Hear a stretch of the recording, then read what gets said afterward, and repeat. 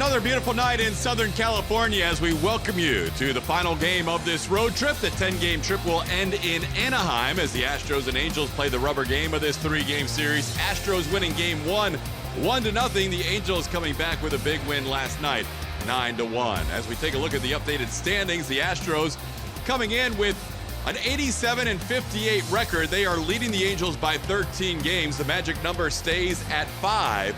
It is 3 for both the Mariners and the Rangers, who are playing right now in Texas. Hi, everybody. Welcome. Todd Callis alongside Jeff Blum. Glad you could join us for another Astros After Dark. It's our last one of the season on the West Coast. And Plummer started out great on this road trip, but a chance with a win tonight to at least wrap up a 500 trip. They definitely would love to wrap up that 500 trip. But it has been a long time that they have been away. They are looking forward to getting home. A win would be awfully nice for a happy flight tonight. And one guy who is on the mound tonight has been on the mound for a lot of wins this year, and that is Brad Peacock. Brad Peacock has really been a great story this season for the Houston Astros, starting out of the bullpen, eventually working himself into that rotation where they desperately need him. And it's almost turning into a situation where he might become that pivotal part in that rotation deep into the postseason, being that number 3 guy. But you've seen him be highly effective. The fastball has been great when he's able to locate early. Did a great job punching out some Oakland A's early in that ball game last time out. They're going to need him tonight with that power fastball and slider mix. Yeah, that slider was really dancing last night. Hopefully it is again tonight. Peacock, when you talk about Dallas Keuchel, the narrative is usually how good he is against the division. Brad Peacock's right there. Yeah, he is. He's one of those guys that you really become to rely on. He's pitched well on the road. He's pitching well against the American League West. He's got their number. What's great is he's facing these guys 3, 4, 5 times, yet he's still effective with that great slider that he has. This offense is looking for a boost tonight to try and help out Brad Peacock. They've only scored 2 runs in this series in 18 innings. Julian Morales will talk about the Astros O, which is usually pretty potent on the road.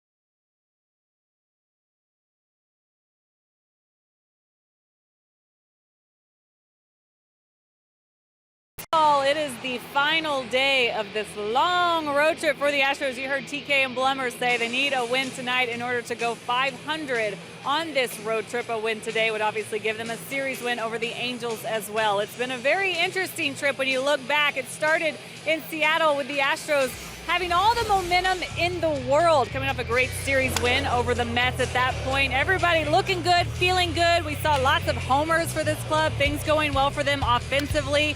Had 7 home runs in the first 4 games, and of course sweeping the Seattle Mariners on the road. Like I said, they put up 14 runs in those games along with the 4 home runs. But Astros, like I said, when things are going good, we see them leave the park, but the power here seems to have gone missing the second half of this road trip. Really the last 5 games, it's been a struggle offensively to even get hits the second half of this road trip. Only 2 home runs over the 5 games. This is actually the worst 5-game stretch of the season for the offense. Only 9 runs in those 5. Ask some of the players about it. The response I'm getting, it's been brutal for this club. Even the month of August has been tough for them too, so they feel like it's been carrying over just a little bit. I want to ask you, Blummer, I know guys go through slumps, guys cool off, but what have you seen here lately from the offense of this ball club? Well, good stuff, Julia. And what I've seen is just some guys maybe pressing a little bit, but I also think that there are guys in there that are understanding that they are trying to kind of find their way a little bit right here in the middle of September. They've got 2 more weeks until the end of the season when things really start to get dramatic, and they're going to need those bats to get hot. So I don't necessarily see too much panic, but I do see guys that are going up there with some different approaches than we saw earlier in the season, maybe in preparation for that stretch run.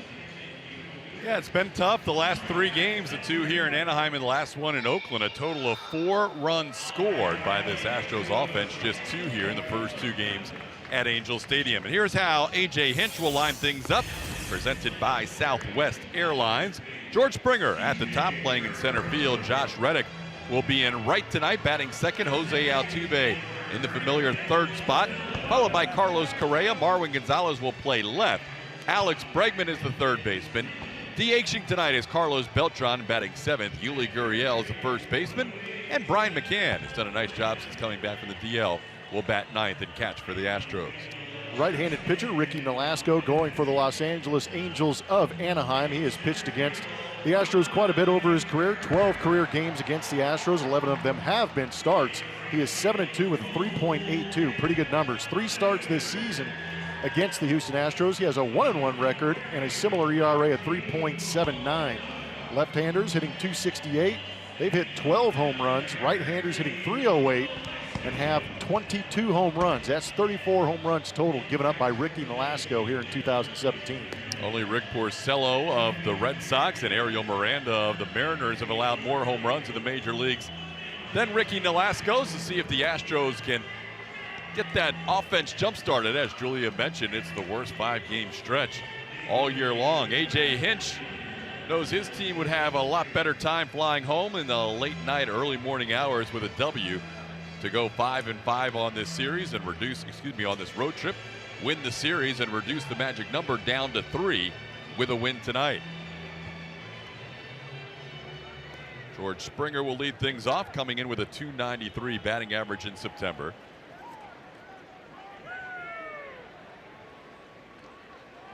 Current road trip has not been his best, hitting just over 200. Hit into some tough luck along the way, including a line out to left field as part of an 0 for 4 last night.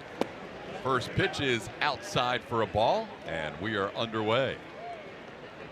Angels and Astros will play one more time this series as the Angels come back to Houston to wrap up the final series of that homestand, which begins tomorrow night against Seattle. George, a big swing. It's 1-1. Nolasco, as Blummer mentioned, facing the Astros yet again.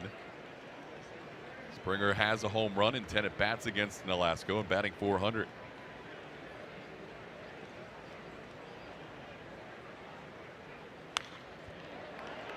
The Angels were hoping for was to see some improvement in their starting pitching, and they have seen that in this series. Garrett Richards, Tyler Skaggs, guys who have not been healthy this year, giving Mike Scioscia 2 excellent starts against the best offense in baseball.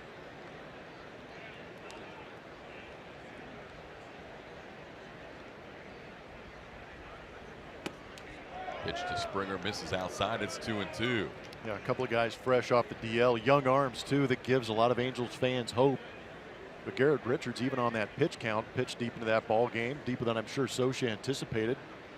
And then Tyler Skaggs last night did a great job also. Working that outside part of the plate yet again. This time Springer stays alive with a foul ball. Might have been the split. He also has a slider and curveball to go with the fastball. It's not going to overwhelm you with velocity. 91 on the fastball. Good look at the usage this season. Almost 50% of the time fastball, and then slider split.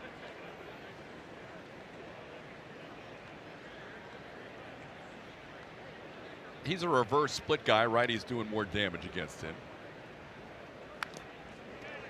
Time he went to the slider that's fouled back. Slider comes in around 81, 82. Yep. And against righties, he has a heavy dose of sliders. 35% of his strikeouts have come with that pitch this year. Wearing out that outside corner against Springer until that last pitch found its way on the inner half.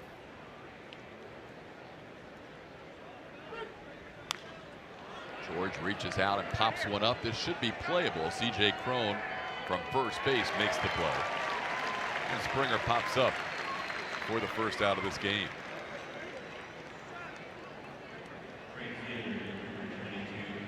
Got to bring up Josh Reddick. Josh started out this road trip 7 for 12. He is 0 for his last 8, but still hitting .350 on the trip. Coming in batting 4th in the American League at .312. A lot of woos here at Angel Stadium with Reddick at the plate. Josh takes one outside from Nolasco. It's 1-0.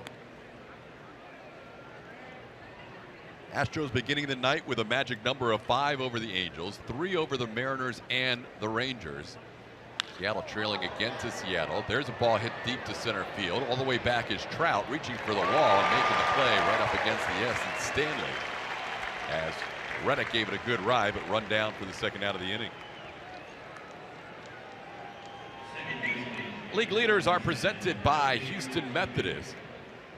Jose Altuve has had a comfortable margin in the batting race for the last couple of months, but after Avisaíl Garcia with a 5 for 5 day today, that leads down to 16 points. Still a nice margin, but not quite the 30 or so margin that we've seen for most of August.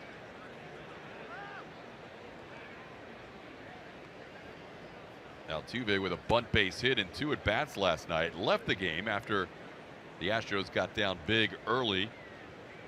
5 runs in the first for the Angels, 3 in the 4th. And Altuve pinch hit for in the 7th inning. Foul tip, it's 1-1. There was a point at the end of last homestand where Altuve could have gone 0 for 50 and still had the lead in the batting race.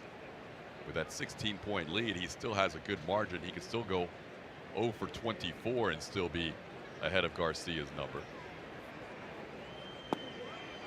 Slow breaking ball drops in there for a strike, says the home plate umpire Pat Hoburg. We're going to take a look at that on our MD Anderson strike zone. Curveball, more like a gravity ball. Wasn't able to stay up in the air long enough. It fell back into the zone. 2-2 the count. And that probably did not cross the plate as a strike to Altuve. Saw where it ended up on our strike zone, but that 72-mile-an-hour pitch came down and landed in the high part of the zone. Here's Mike Trout making a play for the second straight batter as Altuve flies to center. 1-2 inning for Nolasco.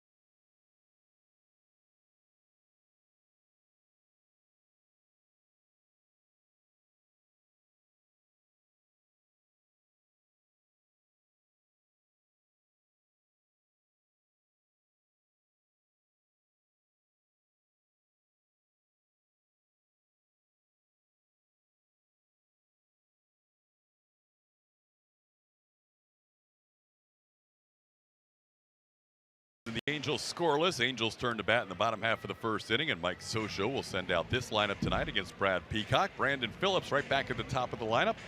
The newly acquired second baseman leads off in front of Mike Trout and Justin Upton, who now has a 100 RBI season. Albert Pujols is the cleanup hitter. Cole Calhoun is in right. Anderson Simmons the shortstop. Luis Valbuena, C.J. Cron, and Martin Maldonado. Brad Peacock going for your Houston Astros, right-hander on the bump. He is making that 19th start, 32nd appearance, start of the season out of that bullpen for the Astros, and with injuries, he is in that rotation and pitching extremely well. That record at 10-2 is awfully nice. How about 115 innings pitched, 150 punch-outs for Brad Peacock, and he's holding opponents to .216 batting average. He was outstanding in that game in Oakland in his last start. Really worked efficiently and effectively all game long, had a good pitch count going, which has sometimes been the issue. Sometimes Peacock has not gotten through 5 innings in starts because he picks up a lot of strikeouts and a lot of deep counts. Starting off to Brandon Phillips. And the first 2 pitches missed the zone. It's 2-0. Peacock approaching his career high in innings pitched. May not get there this year, depending on how the Astros maneuver that rotation. If he does make 3 more starts, and there are 17 games to go, so 3 turns through the rotation, he could get there. 131 2/3 in 2014, his career high in innings. 2-1 the count.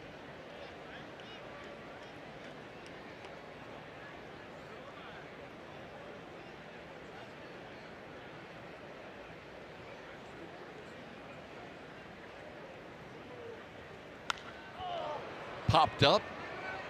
Deep first base, shallow right. Gurriel drifting out, and that's going to fall. Josh Reddick got there a little late. Yuli kept looking up. I'm not sure if anybody called that ball. That, unfortunately, is going to fall for a double. Wow. Altuve playing a slight pull. He wasn't hyper aggressive going after it like he normally is. I'm not sure who he assumed was going to go ahead and make the play on that, but remember, Yuli is not moving well. He's got a bad right knee. He's not very aggressive going at it. Everybody put it on Josh Reddick, and it looked like he was searching for it. No, watching that replay, Blummer, I would say all 3 weren't aggressive enough going after that pop-up. Well, Yuli with the bad wheel isn't going to be able to do it, so I think he was putting it on both guys, the right fielder and the second baseman in Altuve, but neither of them, I agree with you, weren't extremely aggressive going after it. That ball was up in the air a long time, and finally Reddick in panic mode at the end tried to come in for a sliding catch, but it was too late.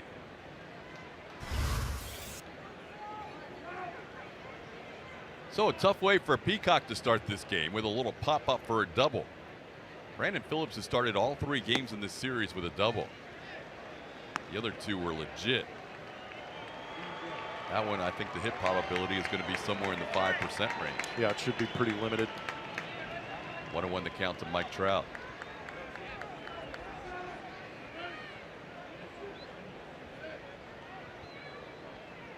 It was actually less. What do you have? 2%. So 2% of the time that ball's hit with that trajectory. And ends up a hit. Wow. Hopefully Peacock can pitch around it. It's 1-2. It doesn't go as an error. Instead it goes as a double for Brandon Phillips, who's now 8 for his last 19. Slider misses away to Trout at 2-2.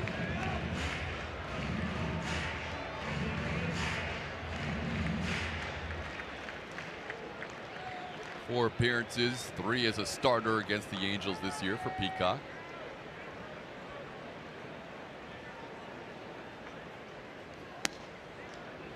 That's a pitch a lot of hitters will chase, that 2-2 slider off the corner.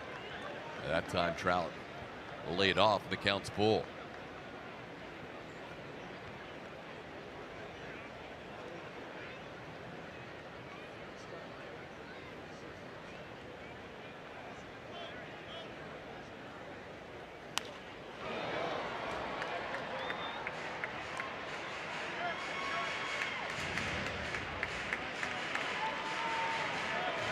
Trout coming in batting .321.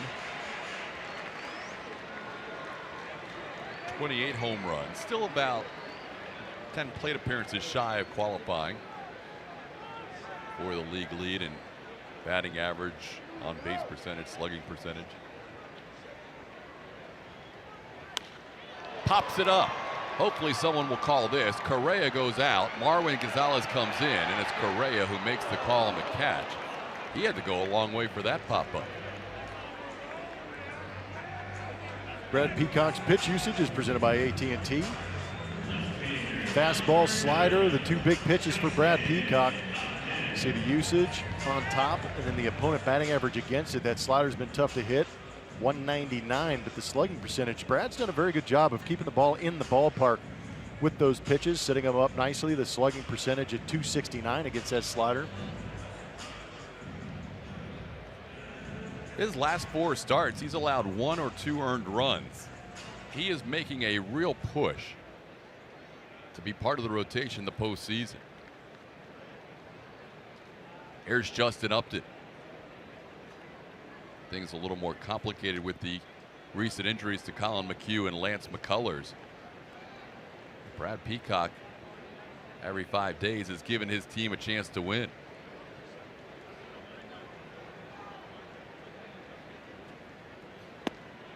There's that slider. Upton misses it. It's 0-1. And for me and the Astros organization, the way he goes out there and gives his team a chance to win is by racking up those punch outs. We hear the term a lot, swing and miss, and that slider for Brad Peacock this season has become that great swing and miss type pitch. It's crucial in these situations where you have runners in scoring position, no opportunity for a ground ball to get you a double play out of the situation. So you've got to be able to get that punch out, and he's done it. There's only 4 other pitchers in the major leagues with a higher strikeout per 9 inning rate than Brad Peacock. And you're talking about the class of the league in both the National and American League. The only righties that have a higher strikeout per 9 are Max Scherzer and Corey Kluber. Those guys are all right. They're not bad. Peacock ahead 0-2. Brad's ratio coming in 11.74 strikeouts per 9. By far the most of his career.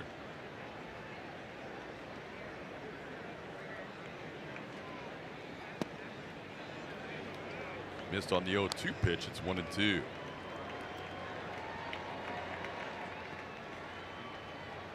Good try last night. Saw Justin Upton go for the hat trick, but he had a couple of punch outs looking on fastballs where he might have been sitting slider.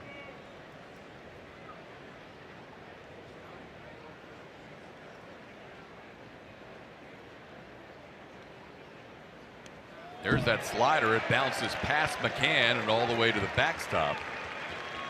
That allows Phillips to get to third base. Slider had a lot of movement, too much for McCann to handle. Yeah, that one got away in a big way.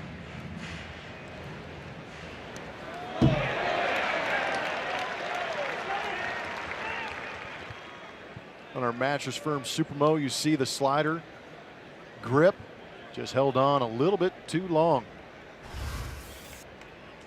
So now the infield comes in with a runner on third and a 2-2 count to Upton. Tries to hit the outside corner and misses, and the count's full. Upton with his 29th home run and his 100th RBI this season in last night's game. Justin's second career 100 RBI season.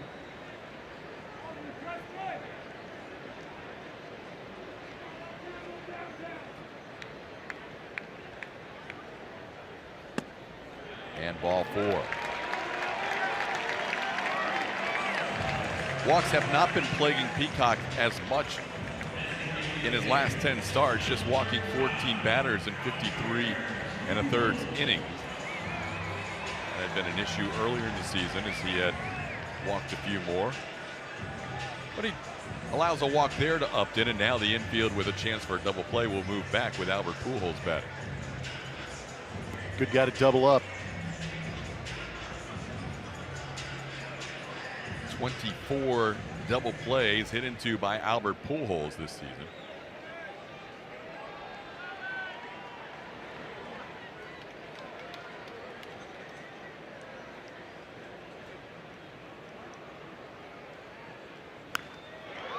On the hands, caught in the air by Yuli Gurriel.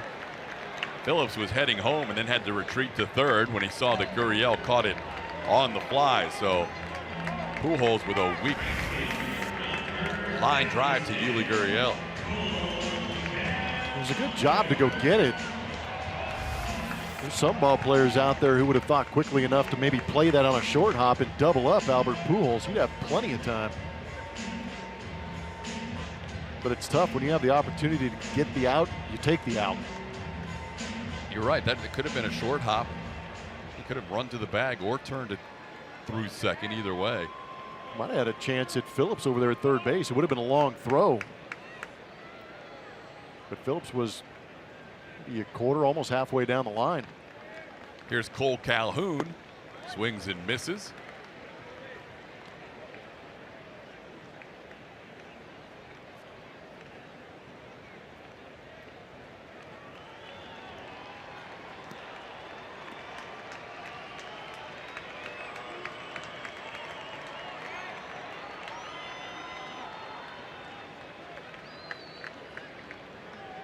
See Altuve deep at second base with the shift on Calhoun. Peacock misses outside. It's 1-1.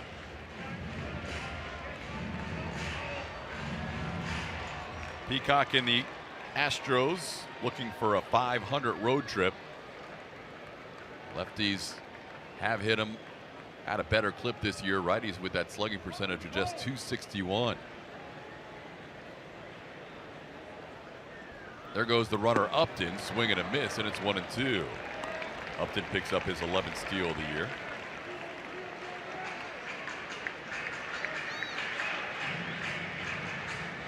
So 2 in scoring position with 2 outs. All these extra pitches not necessary if the Astros would have converted that first pop-up into an out. But instead the Angels got a bloop double from Brandon Phillips. A 1-out walk to Justin Upton, now a stolen base, putting runners on second and third with 2 away.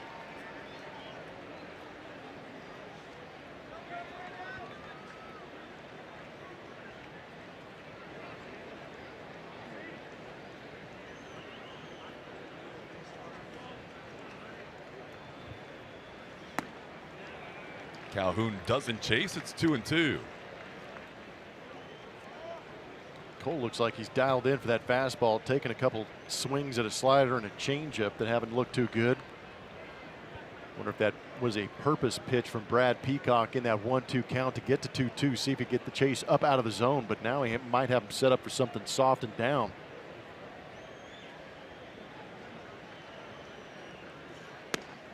Try to come in with the slider and tie him up. Missed the corner, it's now 3-2.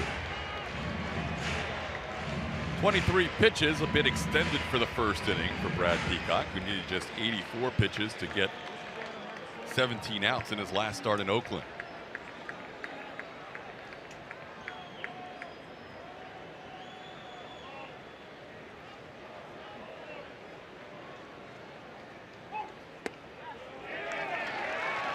Doesn't get the chase from Calhoun as he draws a walk, and now the bases are filled with Angels.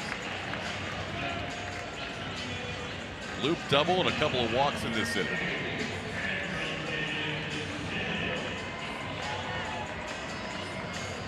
Uncharacteristic.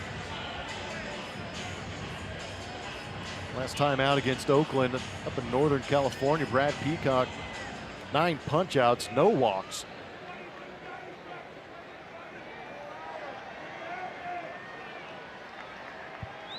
Now facing Simmons with 2 outs and the bases filled. There's a called strike. Brandon Phillips, the runner, on third. Justin Upton on second, and Cole Calhoun on first.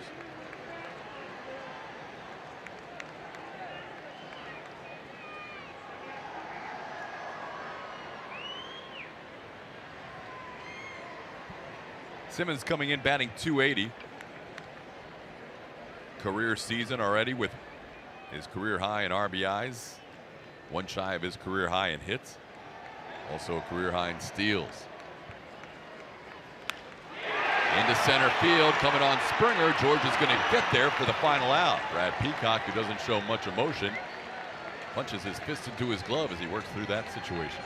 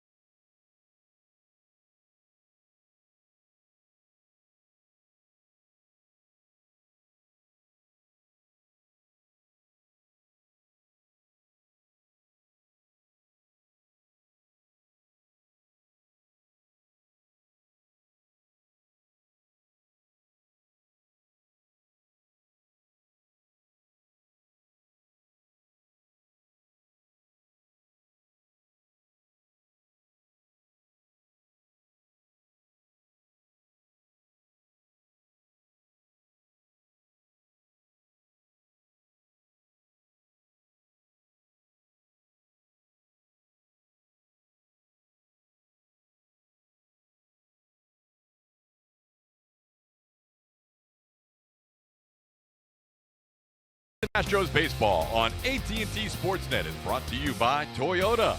Let's go places.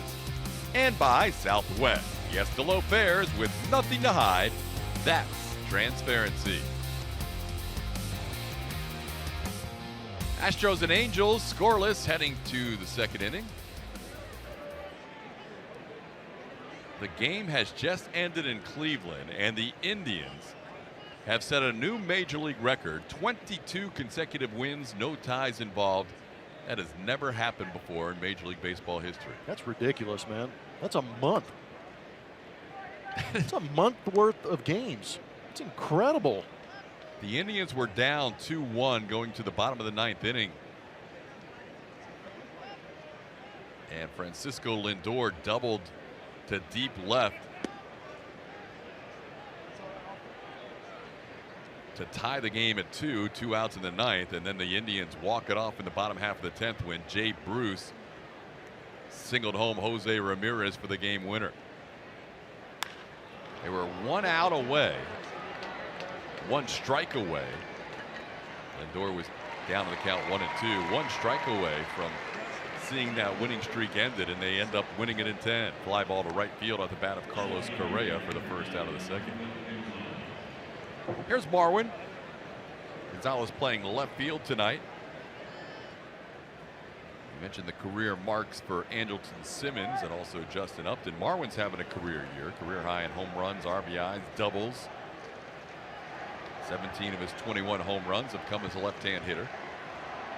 Velasco's retired the first 4 batters all on pop-ups or fly balls. There's a called strike. It's 0-1.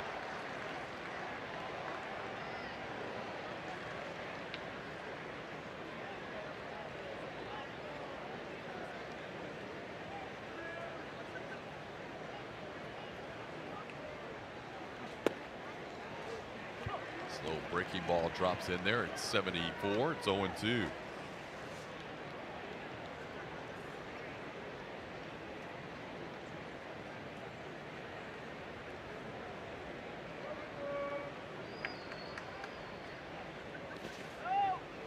Qualifier for that Indians MLB record streak is the no ties part, because there was a team in 1916, the Giants, that won 26 in a row, but they had a tie in the middle of that.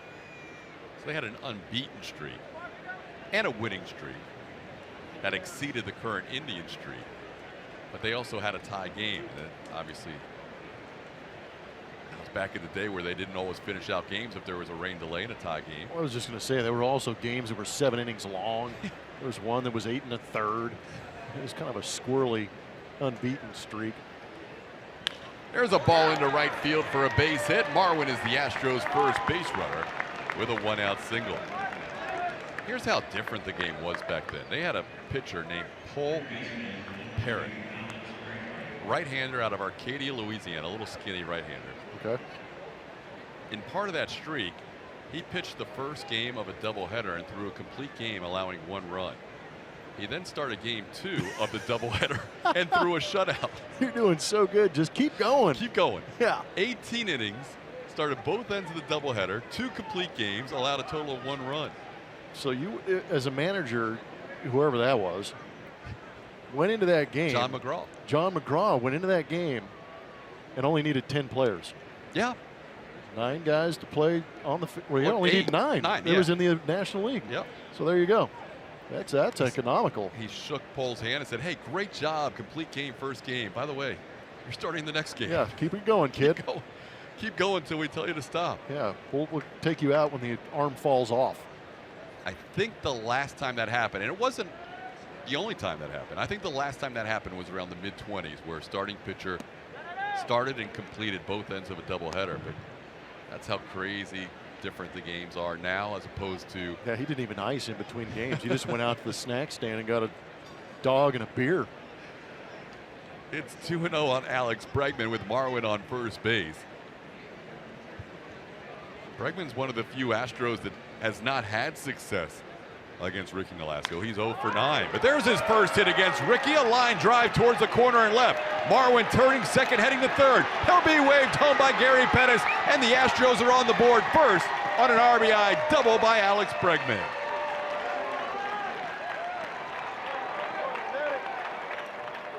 It's good to see the Astros answer after Brad Peacock battled to get out of that bottom of the first inning. Single and a double. There's a nice little hanging fastball, tailing right back into the swing of Alex Bregman. Rips it into that deep left field corner here at the Big A. Justin Upton had a long way to go. It was a pretty easy decision for Gary Pettis. It's moving pretty good after that surgery on his knee also. Gary Pettis, that is.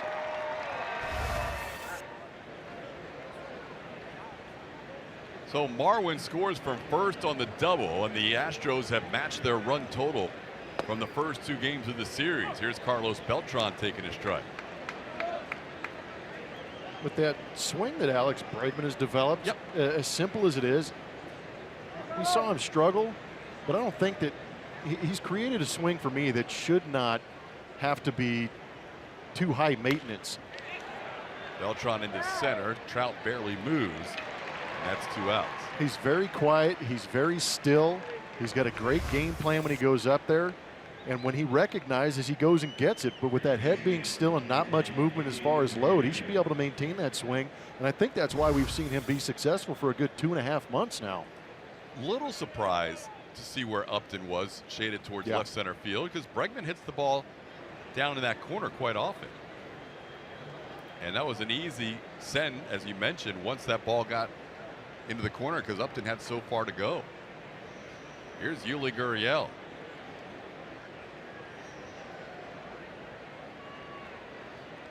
Yuli coming in batting .289. Takes a pitch upstairs for ball 1. Yuli 3 for 9 against Ricky Nolasco, including a home run.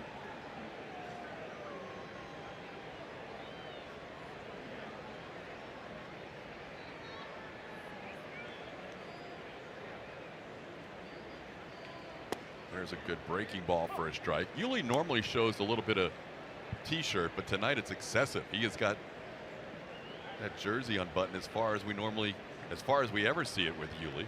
He could almost do the promo for our Houston Strong t-shirt. 1-1 the count. Takes it outside for a ball. Got the full logo on display tonight.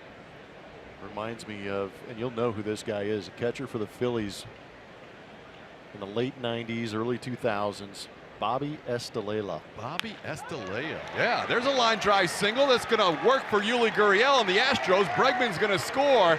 And the Astros, who have been struggling to find runs, have put 2 on the board in the second inning on a Yuli Gurriel RBI base hit. really hope this turns into an onslaught. It'd be great. Julia talked about it, starting this ball game off. It would be great to see these guys get these bats going and start making that contagious push here late in September. We've seen some line drives in this inning off Ricky Nolasco, trying to go with the slow stuff, and the Astros are staying back on it, putting the barrel to it with Bobby Estalella. Bobby Estalella, that's quite a pull by you, Blummer. Oh, there's a long history of coming up through the minor leagues until we got to the big leagues. So there was a lot of competition between the Phillies and Expos coming up through the minor leagues. So yeah, that was one guy that we were the same age, just kind of rolled through together, but he was a humongous human being. But we did the same thing. He would unbutton all those buttons, so we called him Bobby Chestalea. That's good. That's what made me think of it. Yuli always on the cutting edge of fashion, whether it's the goggles or the uni. Brad Peacock happy with those 2 runs. That was a big first inning for Peacock to get through. He didn't have any defensive support on that first ball in the air, and then he walked a couple on some close pitches. But was able to get Andrelton Simmons. The 3 outs he got in that inning were Trout, Pujols, and Simmons. Now he's got a 2-run lead. Most unassuming guy you would ever want to meet. Brad Peacock, so humble, but he has numbers that are amongst the best this year, with guys with a minimum of 100 pitches, or excuse me, 100 innings. 1-2 the count to Brian McCann. Yeah, I think it says a lot about Brad Peacock and working out of that situation in that first inning. He is unassuming, but he's still a competitor out there, and he still has the stuff to get out of those jams, and I think that's going to go a long way for him, understanding how and looking back on the experience of getting out of some of these jams. I don't know if you saw, but he actually punched his fist into his glove. That's about as much emotion as we see from him. Yeah, he's a basket of emotions, isn't he? 2-2 pitch is sent into right field. Cole Calhoun is back, and he's there in front of the track and makes the play for the final out. But a good 2-run inning for the Astros. They needed it, and then they lead 2-0.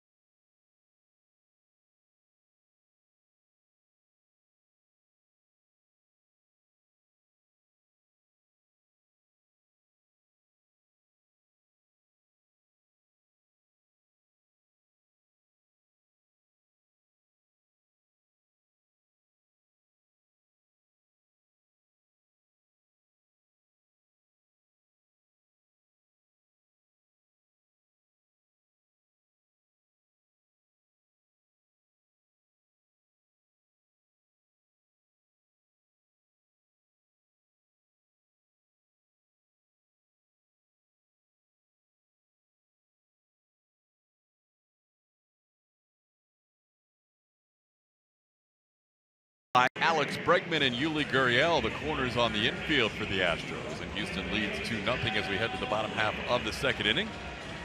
Brad Peacock had to face 6 batters in the first inning, so he will face the bottom third of the order, including Luis Valbuena. Valbuena, 15 home runs since the All-Star break, 20 on the season, and styled that first one last night in his first at bat, part of a 5-run inning against Mike Fiers.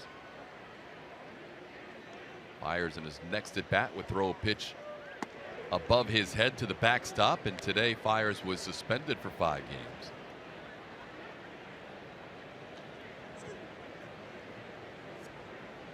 only did he throw the ball in the head area of Luis Valbuena, also some comments about how he felt disrespected by the admiration Luis showed in that home run. The Flyers will not be available tonight or for the next 4 games. There's a fly ball to center field. Springer waves off Reddick and puts it away for out number 1. Time to play is presented by Toyota. Brad Peacock on the mound, 2.95 road ERA is 6th best in the American League. Saw it last time out. This is back in Arizona where he did a phenomenal job. But that last time out, pitching on the road up in Oakland, went 5 2/3, had 9 punch-outs. He's done a very good job no matter where he is. You know, we talked about Alex Bregman simplifying his swing. How about Brad Peacock simplifying his deliveries, pitching out of the stretch primarily all season long? And the only thing he varies working out of the stretch is what side of the rubber he pitches from. First base side against righties. He'll move over towards the third base side against lefties as he misses to Crone. And it's 1-1. Tell you what, if he gets those calls down around knee or just a little bit below the knee where that last pitch was, that's what makes him dangerous. He's able to locate down and then start the slider down and have it break off the plate. It makes it real tough. There's a called strike. It's 1-2.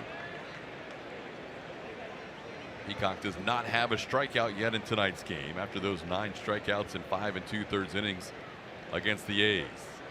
Righty on at the plate, and Peacock on the first base side of the rubber. Into center field, Springer back, 2 away. 3 straight outs. Fly balls to center field. Last out of the first, and the first 2 here in the second.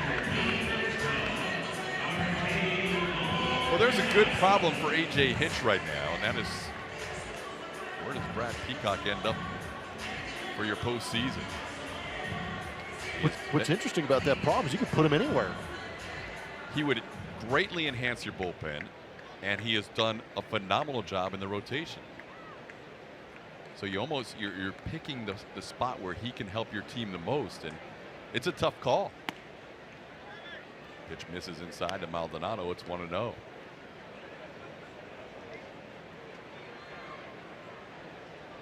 I wonder how much of it will depend on you know first round opponent in the division series or in the championship series, if he's going to be more effective and useful out of the bullpen or if he's going to be more useful in that starting rotation. Maldonado hits one down the line. Marwin will play it back in as Maldonado into second base with a 2-out double. First hard hit ball of the night by the Angels. Just a slider that backed up. Good old-fashioned cement mixer put on a tee out in front of home plate for Maldonado, and he gets it.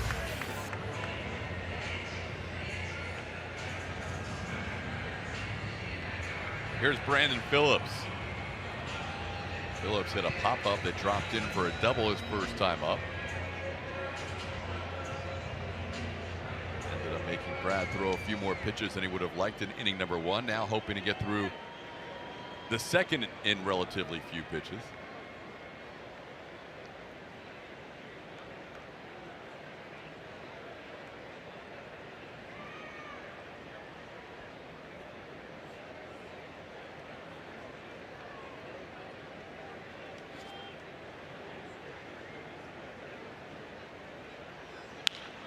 That ball's sharply hit. Bregman on one hop, backhand and throw, and he gets Phillips to end the inning. Alex Bregman continues to flash the leather at third base.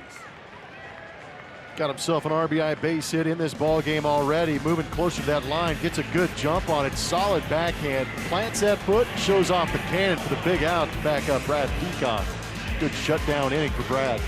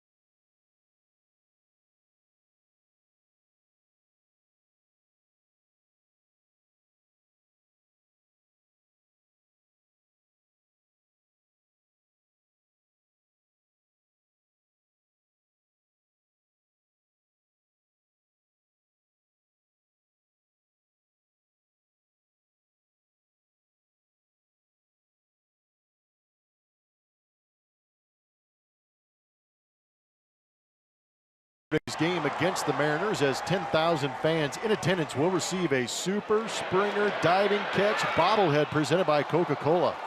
For tickets and info, visit astros.com/promotions. Springer leads things off for the Astros, leading 2-0 in the third inning. Top of the order, Springer, Josh Reddick, Jose Altuve. Astros scoring 2 against Ricky Nolasco in the second inning.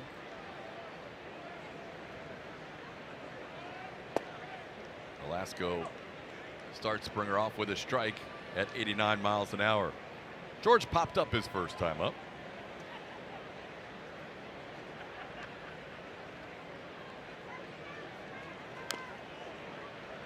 Breaking ball that's chopped foul, and Springer down on the count 0-2.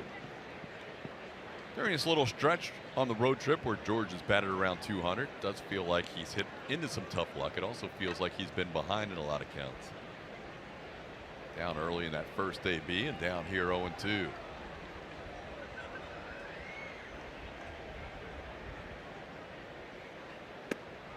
Doesn't chase, it's 1-2.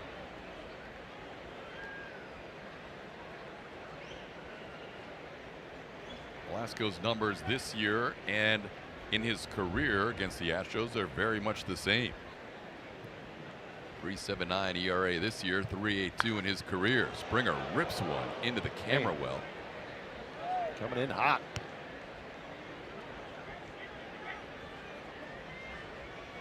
That corner right there turned into a pinball machine.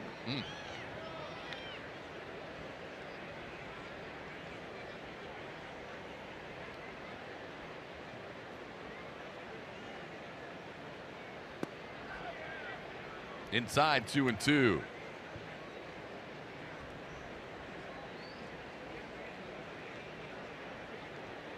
If he goes to that breaking ball right here, George is going to lean back on it pretty good.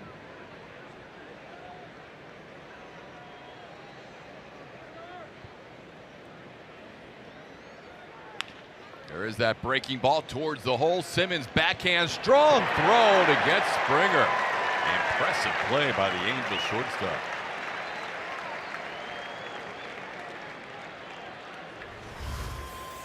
Good play by Simmons. Just a little bit of a wrinkle at 82 miles an hour with that slider. He gets around it. But a great play by Simmons, understanding the speed. No time to plant that foot. Shows a strong arm on the run. He is a wizard defensively. Josh Reddick with the bases empty and 1 out. Time now for our Ford spray chart. And it's driven by your Texas Ford dealers. Talking about Josh Reddick on the left-hand side. Fastball, off-speed, breaking ball. Like that one. Into center field. 2 outs.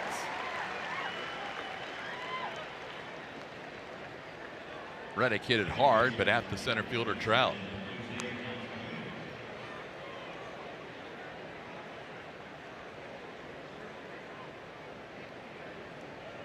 I'll bring up Jose Altuve.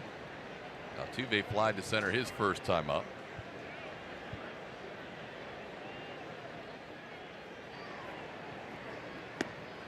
Pitch misses outside for a ball, 1-0. Altuve needs 10 hits to get to 200. That'll be his 4th consecutive 200 hit season. Leads the American League with those 190 hits, including a bunt base hit last night. Ahead of the count here, 2-0 on against Nolasco.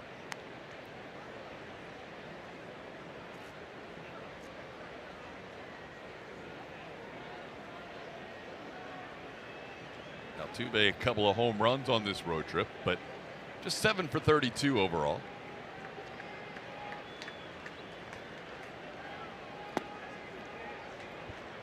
Counts now 3-0. Nolasco's not a guy that walks a whole lot. This year the walks have been up a little bit compared to his previous seasons. There's a 3-0 strike.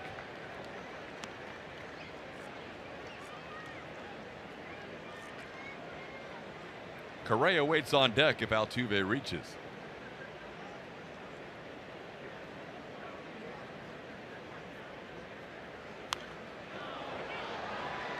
3-2. Altuve, good numbers against Nolasco in his career, 7 for 15 with that fly out his first time up.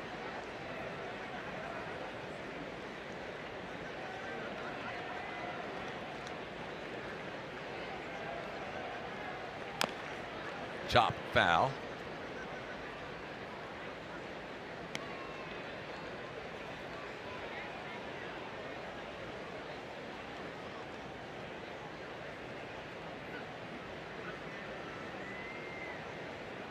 Astros flying home tonight after the game. They will arrive sometime in the early hours of the morning tomorrow to Minute Maid Park. A.J. Hinch ready for a quick turnaround for tomorrow night's game and then a day game on Saturday and Sunday.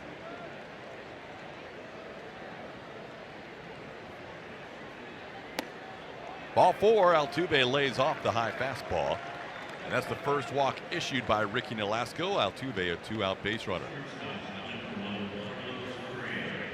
Mariners coming into town tomorrow. James Paxton off the DL. He has been as good as anybody against Houston all year long. He'll be opposed by Charlie Morton. And then Erasmo Ramirez against Dallas Keuchel Saturday. Saturday being the earliest the Astros can wrap up the AL West. Andrew Moore against Justin Verlander on Sunday. Verlander's Minute Maid Park debut in a Houston uniform. Here's Carlos Correa. Paxton may be limited, though, coming off the DL. Yeah, rumor has it he might be around maybe 40, 50 pitches.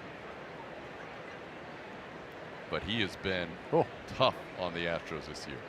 Extremely tough.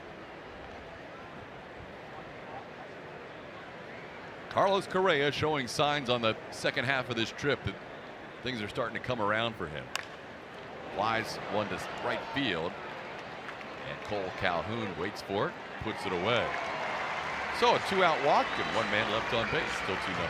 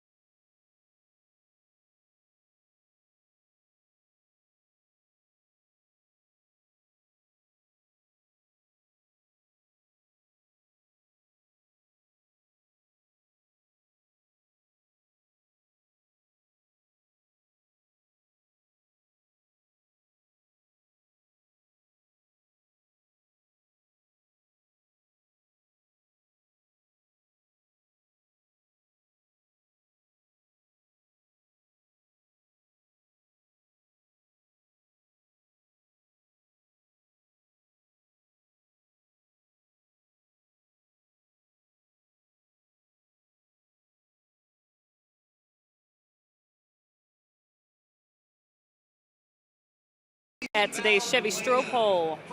Remember, you can find our Stroh Polls on our Twitter page at ATT Sportsnet SW. Follow us there. Based on his performance this season, what role has Brad Peacock earned moving forward?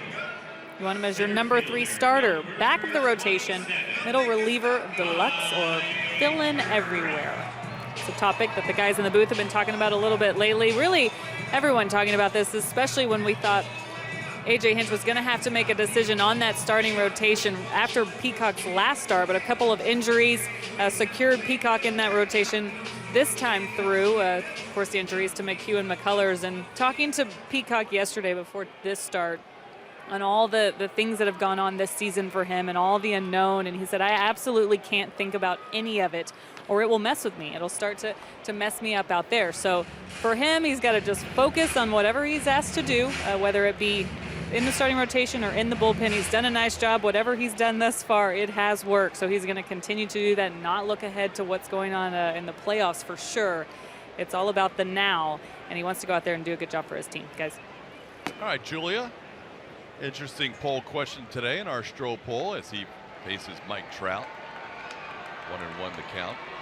I guess back of the rotation would be the number 4 starter because you really only have 4 guys in the postseason. But the dilemma there is, you know, it's going to be Keuchel, Verlander, Keuchel one way or the other. So that's 1 and 1A. Hopefully McCullers is healthy and he'll be in that mix. And then you have Charlie Morton and Colin McHugh. So lots of options for A.J. Hinch. Yeah, I think right now just McHugh and McCullers are the wild cards. In the sense that you really, you know, for McHugh, it's a little bit of a fingernail issue or a blister of some kind. And then McCullers, we're not sure. Arm fatigue, but he was ready to go, so we don't know what's going on there.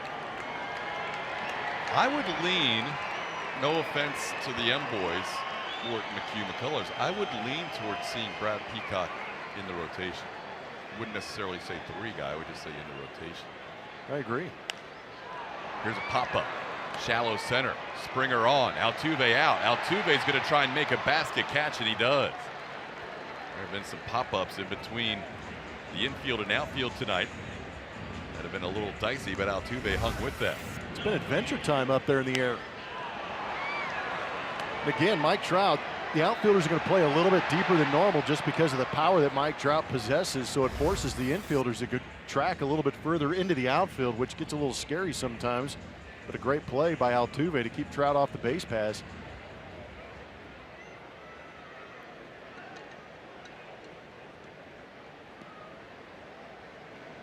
Now Peacock facing Justin Upton. Late swing at that fastball. It's 0-1. Trout has popped up a couple of times now. Once to short and once to second. Upton walked and stole a base his first time up.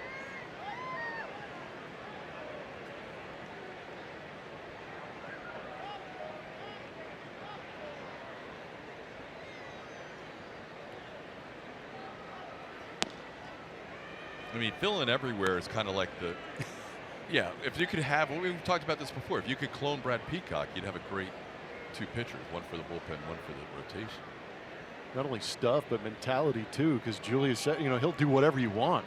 You could basically say, you're out of the rotation next week, and you go, okay, what do you want me to do? And then next week you can say, hey, you're back in the rotation. He's like, okay, if that's where you want me, that's where I'll be. So, I mean, the attitude's great to go along with the stuff that he's able to go out there and do. But when you have a guy that's effective and has been effective all year long, you want to have him pitch as often as possible. And that's where you kind of trying to figure out what you do with him in the postseason, because if you can put him in the bullpen and use him more often, maybe you do that. Or if you're going to get him a couple of starts in the playoffs against a certain team, then you do that. So there's some decisions to be made. 1-2 pitch grounded towards Correa. Carlos makes the play for out number 2. Miller Time will be here later in the ball game, and of course it will be brought to you by Miller Lite.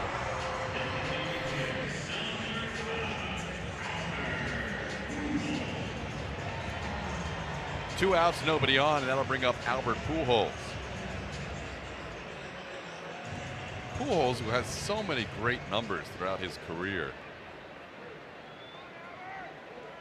drove in his 95th run of the season in last night's game. That little ground ball against the shift on the right side for a base hit and an RBI. In the process, he became the first player in Major League Baseball history to have 16 seasons with 95 or more runs batted in. He had been tied with Hank Aaron's Major League record. Pujols misses that pitch. It's 0-2. A remarkable career. Now he owns a record that has never been accomplished in the game of baseball. The only season he missed 95 RBIs or more was 4 years ago in 2013 when he was injured and played in just 99 games. He has been a run driving in machine. 0-2 pitch, he held up. It's 1-2. Just go ahead and put that on the plaque. Yep. To start etching that part of it in. Pretty incredible. We talked about this before the game. The other incredible part is he has never struck out 100 times or more in a season. For a power guy, that's pretty impressive. Rookie year, he was in the low 90s with the Cardinals in strikeouts. This year, he's in the mid 80s right now. Could end up being his highest strikeout total. But a power guy, 612 career home runs. The 95 RBIs or more, a major league best 16 times, and is a tough strikeout too. Peacock does not have a strikeout in this game. You rarely see him go through 3 innings without at least one. There's a ground ball towards deep short. Correa playing in shallow left field, making a long throw on the money. Correa throws that ball all the way from shallow left on the money to Yuli Gurriel for the final out.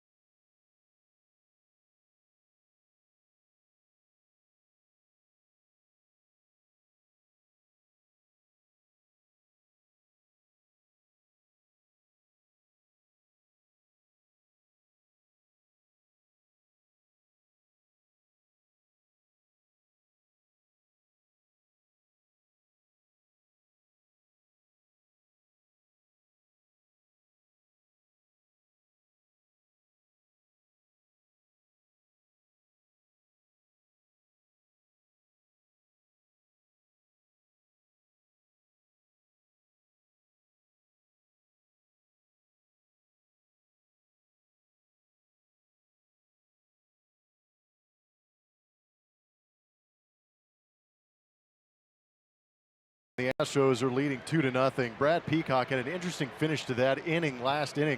You can see way out there in shallow left field, that is Carlos Correa. He is a professional shortstop.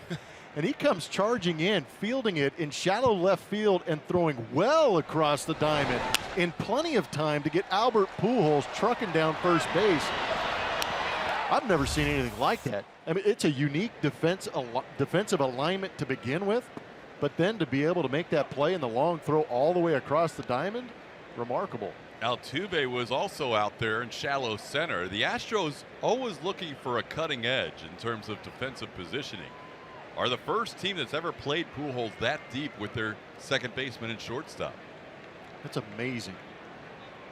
It's got to be a frustrating defense for Pujols to look at, and you wonder if the Astros have success, and they have retired him a couple of times on groundouts to Correa, with Carlos being well beyond the infield cutout, that if other teams might emulate that. Well, the only way you could try and beat that is have him maybe push bunt one towards the shortstop, but that is not a normal play. You can't teach a guy who's been driving the baseball for 20 years to do that. That was a strike. Marwin does not think so. He thinks it should be a 1-2 count. He lingers at home plate. And Pat Hoberg has called him out on strikes. Marwin can't believe it. That is the first strikeout in this game for either side.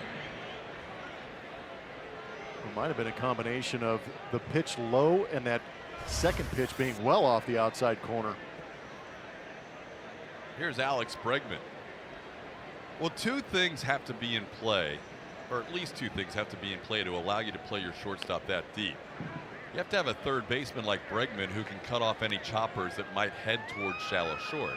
And you have to have a shortstop with an arm like Carlos Correa. Absolutely. Yeah, that third baseman, yeah, he's going to play deep and wait for the rocket. But if it's off the end of the bat or a jam shot, everything on that to his left on the dirt or grass in front of him, that's his play for sure.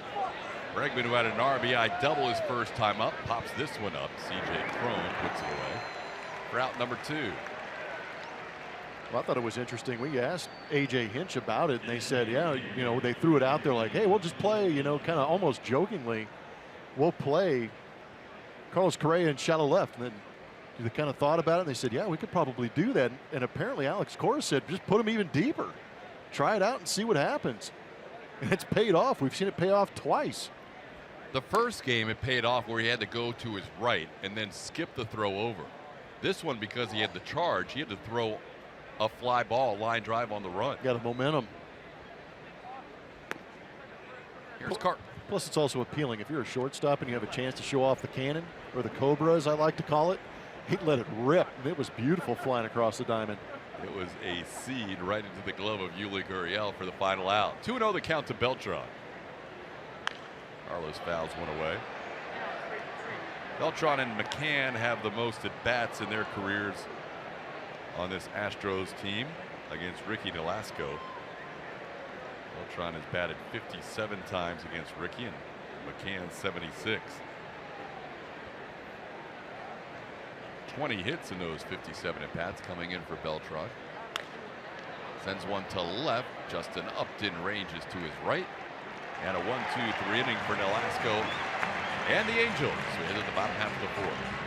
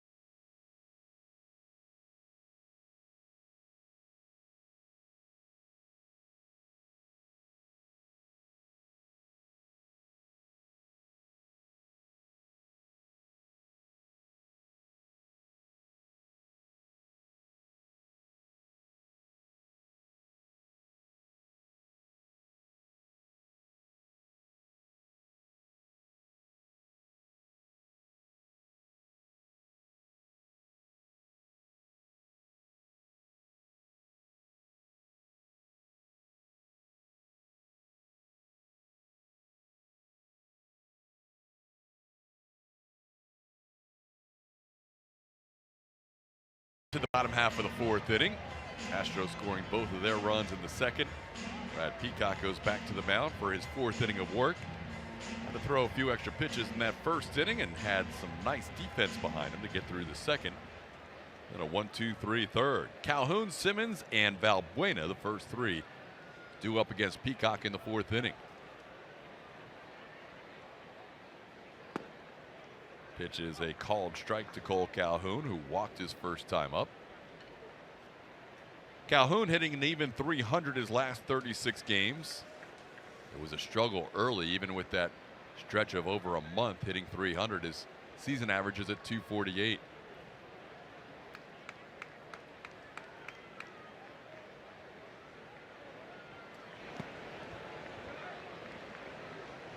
Angels coming into tonight trailing in the wild card picture. Twins leading the Angels by 2 games for the second wild card spot. The Yankees winning again today. They've had a firm hold on the first wild card position for the second half of the season. Minnesota leading tonight in the ninth inning 2-1 against Toronto in the ninth. 2 hops to Gurriel. Yuli will flip to his pitcher Peacock covering. And Brad has himself a ground out to start the fourth. Angels 2 back. The Mariners, who continue to play well in Texas. They've won back-to-back games and have a big lead tonight. They're 3.5 back, and we'll see the M's beginning tomorrow. Felix Hernandez pitched tonight. And Texas is 4 games back. It's getting to the point now where if you are still below 500 as the season's winding down with 2.5 weeks to go, you could have a tough road to try and get back to that second wild card. Especially when you have that many teams in front of you. 2 of them in that division, but the American League wild card is just interesting in the sense that you can be 4 games out this late in the season and have a sub 500 record. The Rangers are coming to Anaheim after this series. They will play the Angels for 3, and then Cleveland comes to town before the Angels head back to Minute Maid Park to wrap up the Astros homestand. 0-1 the count to Andrelton Simmons. As I was giving you that Minnesota score, the Blue Jays scored a run in the 9th, so it's tied at 2. Twins trading their closer Brandon Kinsler at the trade deadline. Pitch misses inside. It's 1-1 to Simmons.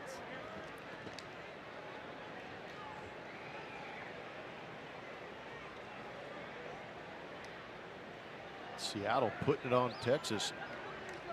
They have done that. They've been swinging the bats in that Globe Life Park series. Lost the first game. It was a 4-game series, Monday through Thursday. Lost the first game, but winning back-to-back games the last 2 nights and flipping the Rangers in the standings. Yeah, get it all out of their system up in Dallas or Arlington or in the vicinity of before they come down to Houston. Counts 2-2 on Simmons. He flied to center his first time up.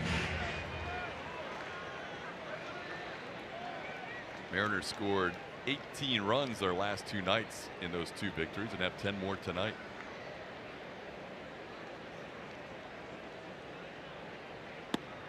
Astros saw Seattle at the beginning of this road trip 3 weeks ago today. The Astros left to take on the Anaheim Angels in what was supposed to be a quick 3-game road trip. Ended up being a 3-city 6-game road trip / homestand. And then they headed back for 3 games with New York. Called third strike. Simmons thought he had drawn a walk, but he is brought back to the plate and to the dugout on a called third strike on the inner half. Like it nicely done by Brad Peacock. He was working the edges this entire at bat. Just a perfectly painted pitch down and in. Running fastball. Real nice. First strikeout of the game for Brad Peacock. A rare start where he goes 11 outs into a game before he picks up his first strikeout. Only 2 strikeouts in this game total, 1 for either side. Here's Luis Valbuena. Valbuena flying out to center field, his first time up. Last night, his 20th home run, his second 20 home run season of his career.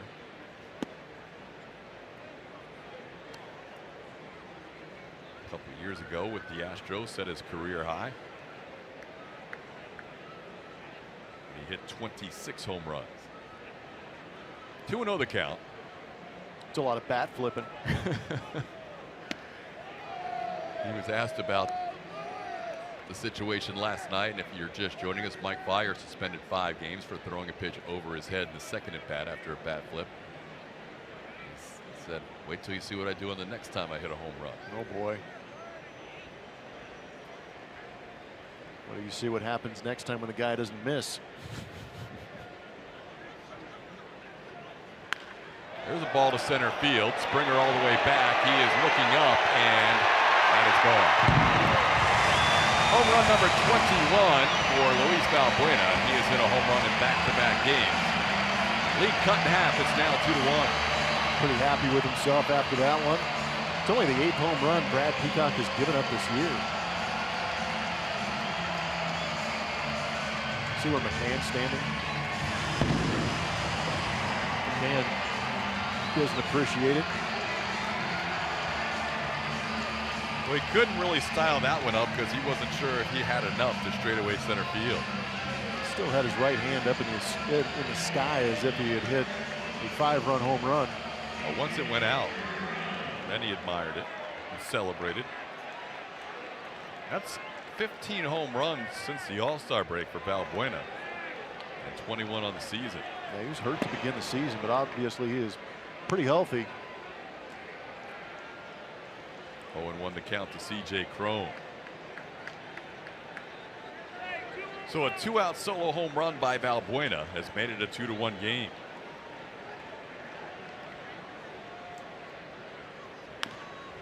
Towards third, Bregman backs up on it, long throw, and a nice play again by Bregman to get C.J. Cron for the final out of the fourth. 2-1 game, we head to the fifth.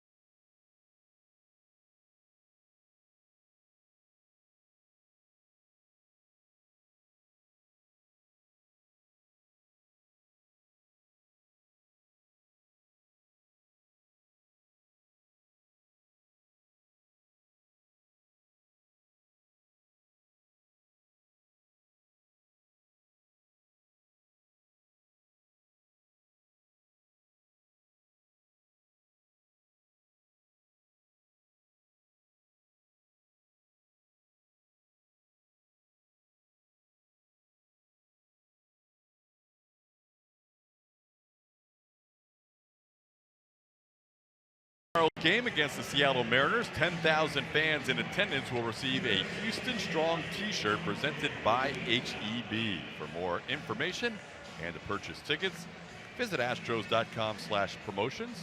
Try and talk Yuli into showing that shirt off the next time he plays. He really could have helped us by wearing one today. He's got those buttons unbuttoned about as far down in the jersey as you'll see, showing that H-star off at the top of the Houston. Yuli worked for him his first time up as he singled into left field. Gave the Astros a 2-0 lead. He'll lead things off against Nolasco. Swings the first pitch and hits a foul ball. Yuli up to 67 RBIs on the year now.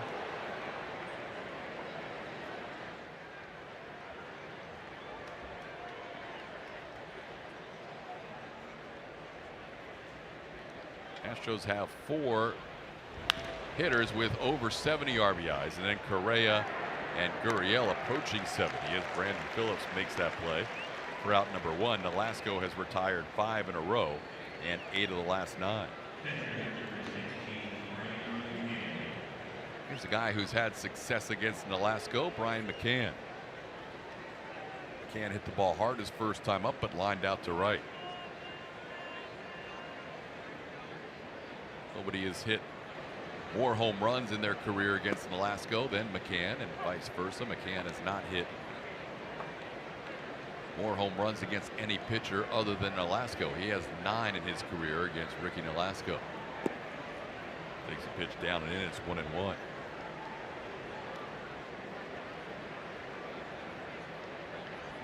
Also batting .340 in his career against the Angels right-hander.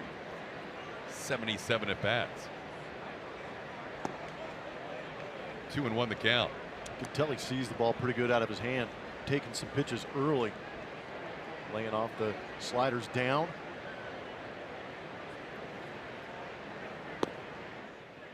Looks at that one away. It's 3-1.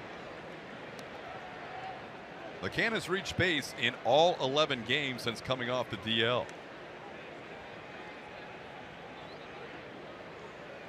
There's a strike. Counts full.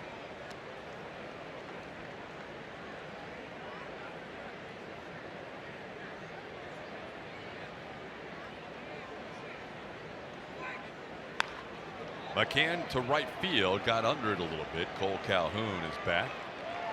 Puts it away for the second out of the inning.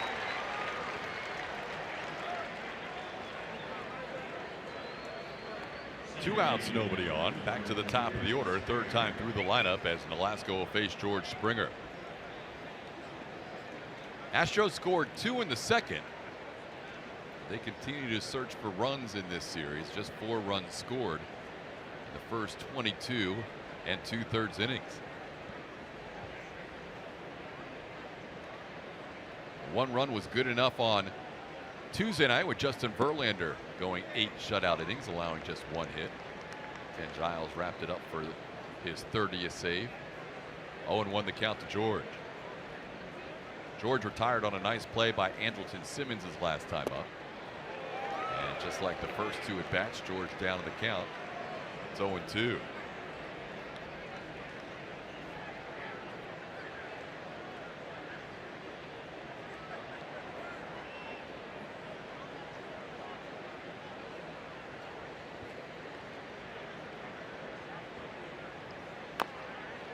Chopped off the plate, foul. Congratulations to the Houston Texans on their first win of the season as their game just wrapped up. 13-9 winners against the Cincinnati Bengals. J.J. Watt ended the game by crushing an offensive lineman as they were going for the multiple lateral play. Didn't work out well. It's got to feel good. There's a good chance that's going to end up on a couple of highlight reels. Only fitting for J.J. Watt to wrap up the game. So congrats to Sean Watson on his 22nd birthday. It's a good birthday present. Get a start and a W. First career NFL start, gets a W. Springer to right field. Calhoun back. Ball not carrying tonight as Calhoun is there. Not even to the warning track. Springer thought he caught that a little better. He is frustrated in this 2-1 game.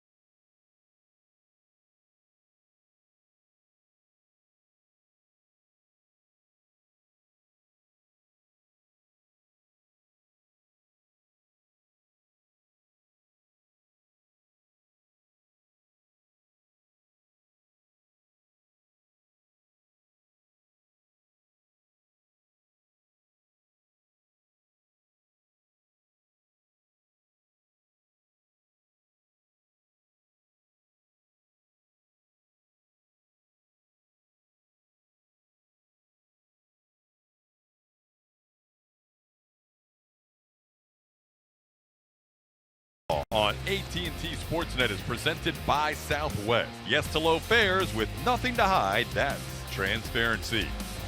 And by Jack in the Box. Come try the new really big chicken sandwich combo for just $3.99 for a limited time only. Bottom half of the 5th inning from the Big A. Astros leading 2-1. Angels have 3 hits.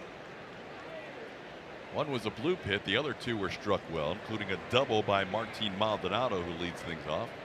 He doubled down the left field line his first time up. Takes a pitch inside for a ball, 1-0.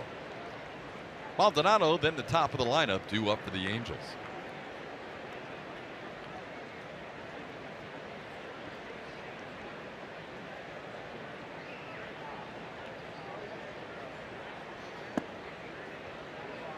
Springer visibly upset after that fly out to right field. I'm not sure if he's upset that he feels like he should have hit that pitch further or that the ball didn't carry, but it didn't seem like that ball traveled to right field to end that last inning. No, not at all. It was 99 miles an hour off the bat. I'm just not sure. I'm curious if he thinks he should have hit it better, or like you said, if he thinks he did hit it good enough to have it go a little bit further, because he was severely disappointed. But we've seen him in the last 2 days just miss a couple of pitches. So maybe a little bit of frustration setting in. He's still thinking about that, AB. It's been a tough stretch here for the Astros. Julia mentioned it before the game. They have not had a 5-game stretch like this offensively all year. And they're healthy. Everybody's back. Springer back, Correa back. We did hear unfortunate news about Jake Marisnick after the game last night. Yeah, that was disappointing. On the replay, I didn't realize he jammed that thumb in there as bad as he did. Enough to break that thing and go get surgery. Jake will have surgery tomorrow back in Houston, and we wish for the best for Jake in a speedy recovery, but more than likely he will not be available to the Astros the rest of the year. Here's a check swing, slowly hit. Yuli broke for it initially. Now he fumbles the ball, and Peacock's still there to record the out. Maldonado does not run well, and the Astros were able to get that out despite some mistakes along the way. It was getting real interesting there towards the end. This is the good old-fashioned me got it, you take it. I got it, no, you take it. Then the fumble. The fumble actually gave Peacock enough time to get to the bag and find the bag and then pick Yuli up again to get that throw. But wow, you put that play on a sundial. That was not the Tom Amansky defensive skills that they were looking for. Fred McGriff does not approve. He does not approve of that defensive play. 1 out in the inning, it all works out when you record the out. Here's Brandon Phillips. There's a slider for a called strike. It's 0-1. Great play turned in against Phillips last time up. Alex Bregman to the backhand side, saving a run for Brad Peacock with a runner on second base and 2 outs.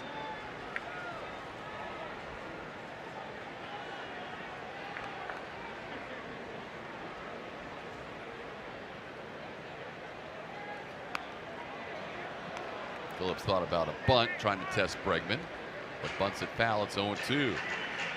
Mark Gubas is a talented analyst for the Los Angeles Angels. Talked to us in between one of the breaks and was kind of marveling at the play of Bregman at third. He has, in the second half, become elite. Yes, very much so. And I give a lot of credit to the fact that he went back and played a little bit of shortstop while Correa was on the DL, and I really feel that he got his footwork back, because he was getting a little stiff, a little jabby with some of the footwork at third base. The throws weren't as good, but since moving from shortstop back to third base, he has gotten extremely comfortable. Also kind of helps that the bat has been going good too, so the confidence is running pretty high. But when he's right, he can play a very good third base. Yeah, he has been exceptional, especially as the season has gone along, been better at both short and third, as Blummer mentioned. That left side of the infield, he has been dazzling. 1-2 the count to Phillips. Phillips fouls one the other way. Phillips doubling in the first inning, just like he did in the first 2 games of this series. Mike Scioscia has a much deeper lineup now, with guys like Brandon Phillips and Justin Upton inserted there for the beginning of September. These 2 guys acquired on the same day that the Astros acquired Cameron Maybin and Justin Verlander. Slowly hit towards Yuli. Yuli will need help again. This time Peacock on the move, finds the bag just in time. Nice play by both. Brad Peacock covering and Yuli on the throw. 2 outs in the inning. Join the Astros behind the scenes at Minute Maid Park with an Astros ballpark tour. The tour lets you check out areas like the broadcast booth, the press box, dugout, scoreboard control room, and much more. Visit astros.com/tours to book your tour today. Good time to tour Minute Maid Park. It's going to be the site of a celebration soon. Yeah, get a good view of that clubhouse before the carpets get all soggy and champagne-y. The Astros clinching the wild card a couple of years ago on the road in Arizona, hoping to wrap things up at home for the first time in a dozen years. The earliest they could wrap things up would be Saturday. And the only way they would do that would be is if they win the next 3 games and the Angels lose tomorrow night against the Rangers. The Astros will not wait for the outcome of Saturday night's game because they play at noon, 12:05 on Saturday afternoon at Minute Maid Park, and this Angels game won't be until the evening on the West Coast, so you'd have to wait around like 8 hours. It's just impossible. Sounds like fun. So if the Astros do wrap it up based on the result of a game between the Angels and the Rangers, they will celebrate the next day after their Sunday game. But there is a scenario, one scenario, where the Astros could wrap it up as early as Saturday. 1-1 the count to Mike Trout.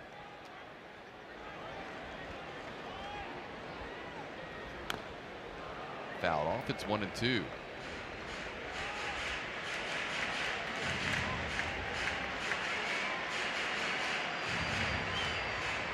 Tough matchup. Obviously, the part of the order for the Angels, and Brad Peacock's done a pretty good job over his career against those 2 power hitters. Looking to keep it that way. A couple of pop-ups from Mike Trout tonight. Seeing a few more foul balls with 2 strikes. The Angels have done a good job of staying alive in at-bats. Peacock only has the 1 strikeout as we play in the 5th.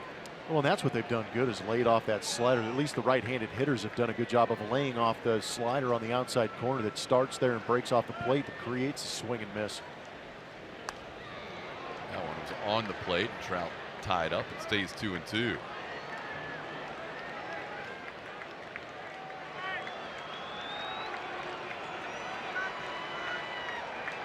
Peacock also had a start against the Angels back on June 9th at home, where he struck out just 1 in 3 innings.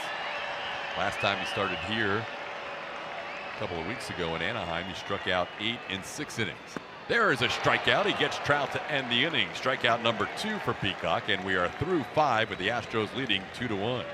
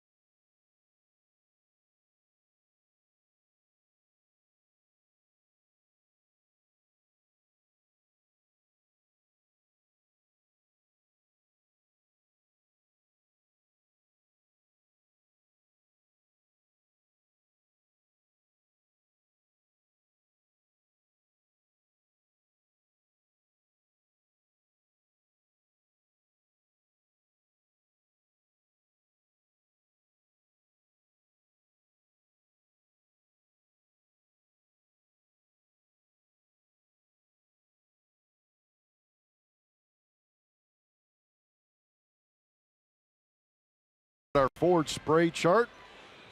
Talking about Josh Reddick, we saw it earlier. He's got a lot of hits in September, and there you're seeing some of the pitches on the left-hand side that he has seen and he has raked. What is great is if you look up here, the fastball that he saw up there was off Jarrell Cotton, and he hammered it deep into that right field corner. So he's been having a lot of fun putting the barrel on the baseball no matter where it is, doing a lot of coverage as far as covering the plate. Yeah, a lot of those fastballs down and away for base hits, which is a good sign. Reddick coming in 4th in the American League and hitting with that .312 average. He hit a fly ball deep to center field his first time up, and also lined out to center his second time up. It'll be Reddick, Jose Altuve, and Carlos Correa in a 2-1 game. Astros leading in the 6th inning.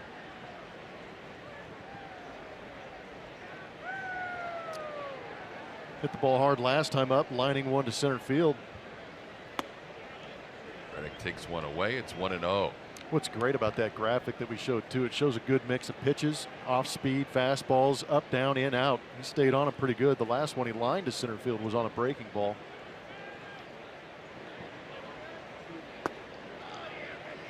Takes one for a strike. It's 2-1. Velasco allowing those 2 second-inning runs, but he has been really good. He has 3 1-2-3 innings, and also another inning where he just walked a batter. All 3 hits allowed have been in the same inning. Now Reddick into center field. That's going to drop for a base hit. Astros' first hit since the Yuli Gurriel RBI single in the second, and Reddick a leadoff base runner. That'll make up for the line drive to center. Don't see it too often in back-to-back ABs where you can make up for lining out, but this one, another slider off the end of the bat, drops it in front of Mike Trout. Getting things started here in the 6th inning.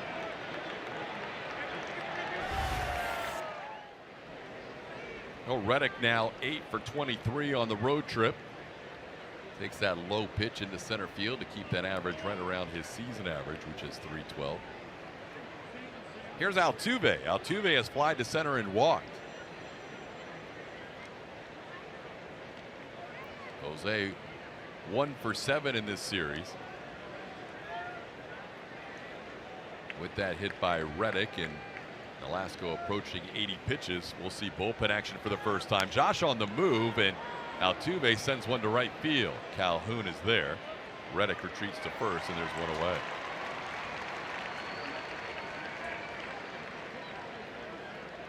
One way to jumpstart your offense, put runners in motion. Keenan Middleton is warming up in the Angels bullpen. First action of the night for Mike Scioscia. Here's Carlos Correa. A couple of flyouts to right field.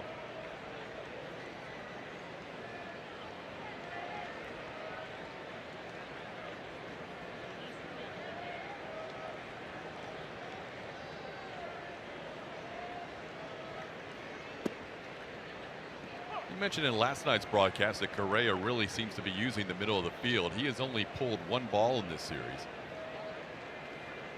Base hits have been to center. Grounded out last night to second. A couple of fly ball outs to right tonight. Did hit a ground ball to third the first game of this series. And here's a ground ball towards third. Valbuena has it just in fair territory. Makes the play. Reddick moves into scoring position as Correa retired for out number 2. The last Dollar Dog Night is right around the corner. Grab all the Dollar Dogs you can eat during next Wednesday's game against the White Sox. Get your tickets for Dollar Dog Wednesday by visiting Astros.com/dollardogs or call 1-877-9-ASTROS. White Sox had quite a day today. 25 hits, defeating the Tigers at Comerica Park 17-7. Man, 25 hits. Tigers. It's a Tigers. rough finish to this season for them. The Tigers right now are just 1 game ahead of the White Sox, who have been in last place pretty much the entire season. Here's Marwin. Marwin singled and scored the first run for the Astros. It's a 2-1 game in the 6th inning. Astros with just 4 hits. Angels with 3. 3 singles and a double for Houston. The Angels with a couple of doubles and a solo home run by Luis Valbuena. Breaking ball misses, or check that, it caught the corner. Marwin didn't like the pitch. He was called out on a 3rd strike his last time up, and now he's down to the count 0-1. Explains the leisurely stroll he just took.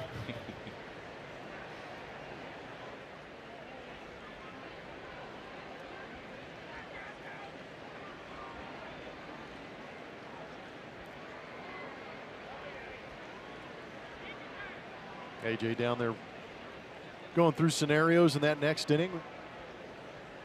Hoping to get some 2-out lightning from Marwin Gonzalez with a base hit right here.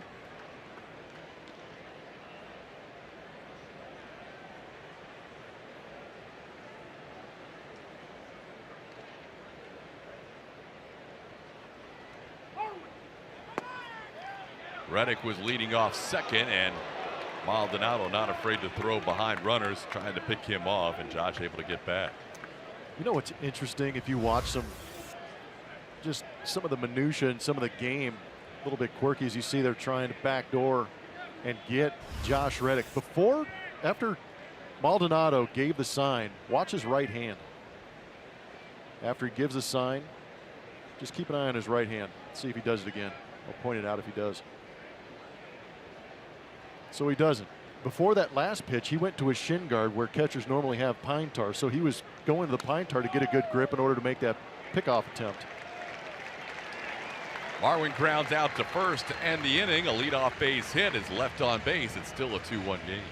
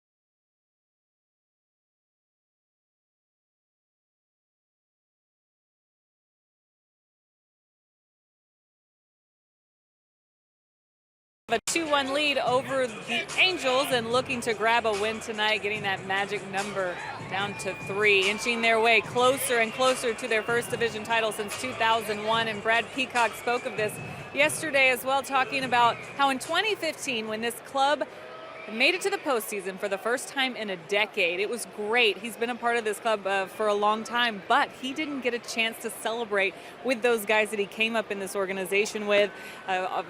Was traded over, but pitched in 2013 for this club. 2014, some tough years. The injuries, of course, slowed him down and kept him from the big league level for a while, but he said it would mean the world for him to be able to celebrate with his teammates in a division title, to see where this club has gone in the years that he's been around. He's just really proud of what they've been able to do. Todd?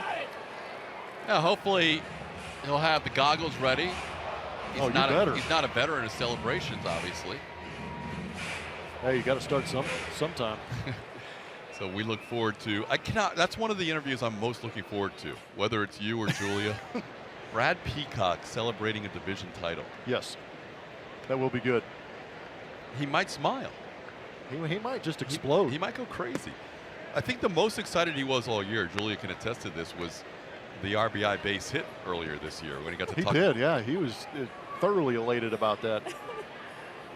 Oh, that was fun. The base running was fun in Atlanta. Yeah. No, but in all honesty, it was the interview about his newborn baby. Oh, yeah.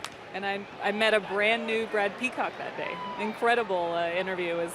You can't hide the joy that he had, of course, about his son being born, but it's definitely an emotion we haven't seen from Brad. What a year it's been for Peacock. Colton Joseph born on June 24th.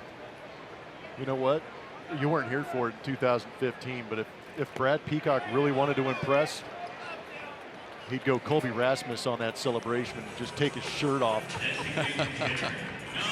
Hear Julia laughing. No chance. No chance. That would be spectacular.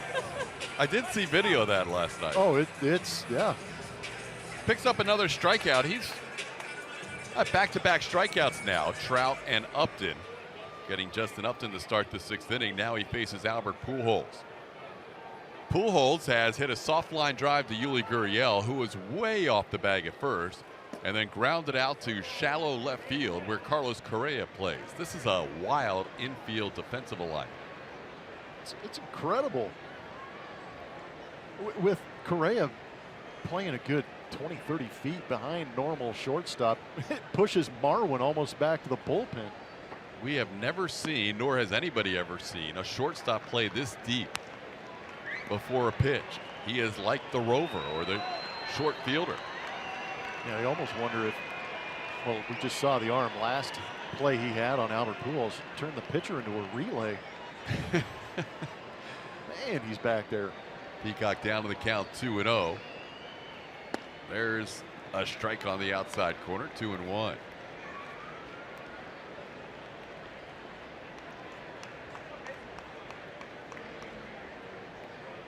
Now Alex Bregman got his heels on the grass.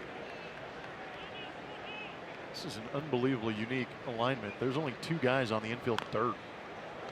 And one of the guys is about a third of the way towards second base, if not more. Yuli's way off the bat. Yeah, your infielders are now here.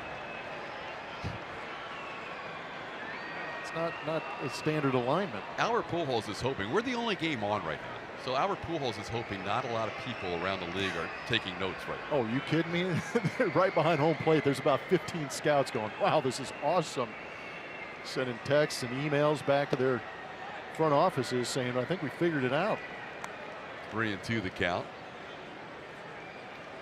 Pujols has grounded to shortstop twice in this series, once on Tuesday and once tonight, where Correa had to charge and throw the ball from beyond what is normally deep shortstop.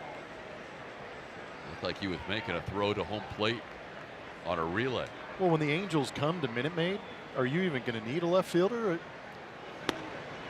3-2 pitch misses to Albert. He draws a 1-out walk. That'll be an interesting alignment because of the Crawford boxes. Yep. Marwin is basically right now standing maybe in the second row of the Crawford boxes. Yeah, that'll be a unique situation because Correa will not have to be as deep, you wouldn't think. See how they line things up in the last game of that last series of that homestand. Brent Strom, the pitching coach, out to talk to Peacock after a walk to Pujols. Peacock walked 2 in the first inning and now picks up his 3rd walk. 1 out into the 6th. Again, he's in 91 pitches. He's had to cover first base a couple of times. But for those wondering what Brad Peacock is going to look like, you can only hope he turns into the next Colby Rasmus. The only guy without a shirt on. We look forward to covering that 2017 celebration coming up at Minute Maid Park.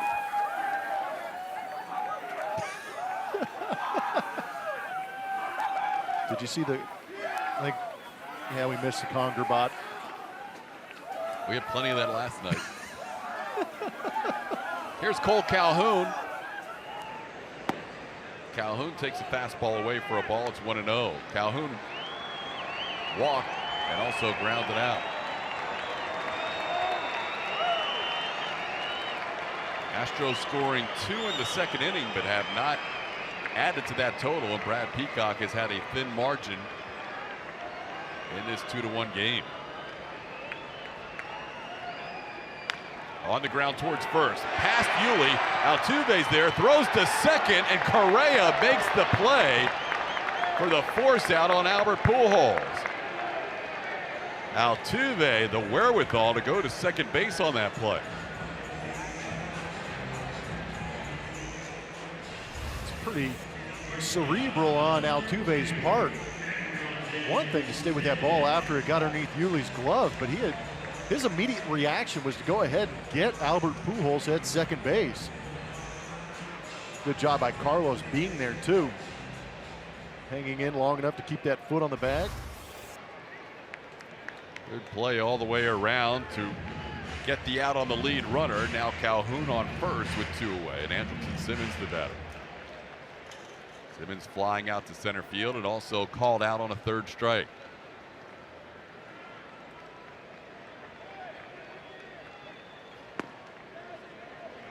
Strike one on the corner. It's 0-1.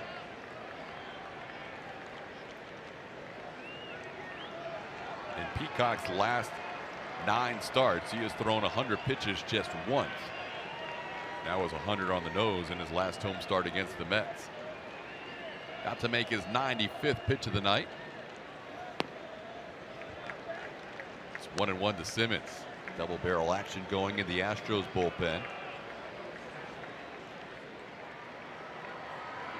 He's really been fighting the command. It hasn't spiraled out of control. He's done a good job of staying in some of these at-bats, but he's really, I feel like, struggling with the mechanics, because a couple times we've seen him in the dugout where he's been trying to repeat the mechanics. Misses away. It's 2-1. McCann going to have a visit with Peacock.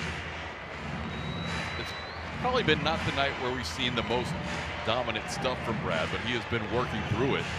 And that's probably the best part about it. That's got to be very encouraging, because when you have your A+ stuff, you expect to go out there and have good nights, but he has not had the A+ stuff as far as command. We've seen a couple of sliders back up, but the fastball initially hasn't been good on that outside corner. Liriano, the lefty. Joe Musgrove, the righty.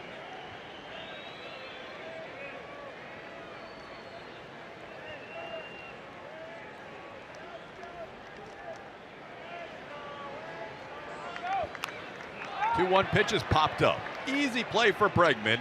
Brad Peacock through 6 with a 2-1 lead as he strands a runner.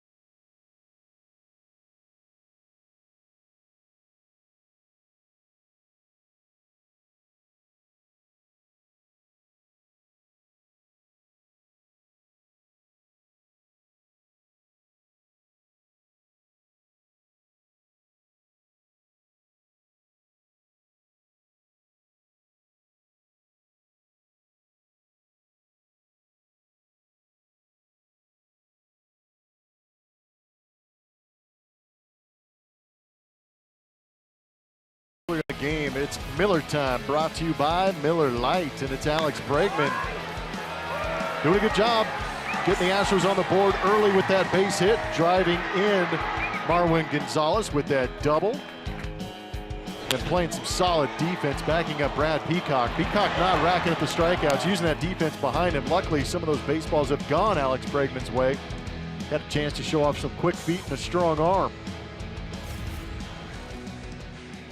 Alex will lead things off in the 7th inning. Astros could use some offense here. Brad Peacock has limited the Angels to 1 run on 3 hits as he discusses things with Lance McCullers. Brad is approaching the 100 pitch plateau, so possibly his night is over. And if so, another start for Brad Peacock, allowing 1 earned run or less. He has done that now in 4 of his last 5 starts. And in that 5th start, he allowed 2 runs in Oakland in 5 2/3 innings. That came with a 3-0 lead on 1 swing of the bat, a 2-run home run by Matt Olson. So Brad Peacock doing the job again, and now the Angels will turn to their bullpen for the first time and go to Keenan Middleton. Right-hander throws extremely hard. 57 appearances now out of that Angels bullpen. Astros have seen him in this series. It's Tuesday night. Keenan Middleton turned 24 that night and pitched a scoreless inning. Bregman, Carlos Beltran, Yuli Gurriel facing Middleton, and Bregman chops one towards third, but it's foul. And it's 0-1. Ricky Nolasco pitched well for the Angels tonight. They had 3 really good starts in this series. Out of Garrett Richards, Tyler Skaggs, and Ricky Nolasco. Tonight, Nolasco goes 6 innings, allowing 4 hits and a couple of runs. RBI double by Alex Bregman. RBI single by Yuli Gurriel back in the 2nd inning. He allowed 1 hit in his last 4 innings of work. Bregman down to the count, 0-2. Pretty good slider at 90 miles an hour.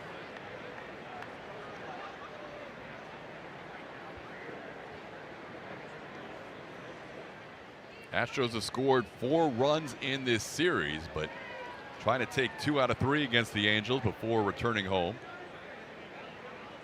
Finish off this road trip if they win at 500. They're 4-5 so far in this 10-game trip.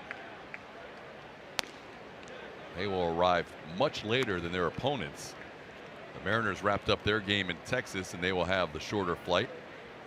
Probably beat the Astros in by about 3 or 4, 5 hours. Just a few. Mariners ended up scoring 28 runs in those last 3 wins in Texas. Here's a ball to center field. Trout is there. Bregman hit it pretty well, but he's out number 1 in the 7th inning. So with the Rangers' loss, their divisional elimination number is down to 2. The Rangers' number is 2. The Mariners' number is 3. And the Angels' number sits at 5 right now. Carlos Beltran, the batter, he has flied out to center and flied out to left. The other game that just finished impacts the Angels. Mike Scioscia's coming out with a trainer to look at Keenan Middleton. Simmons was in there talking to Middleton.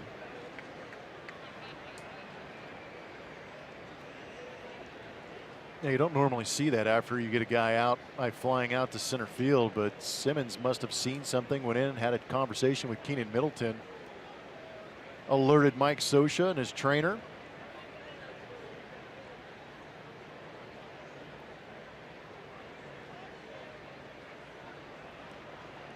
He's going to leave the game.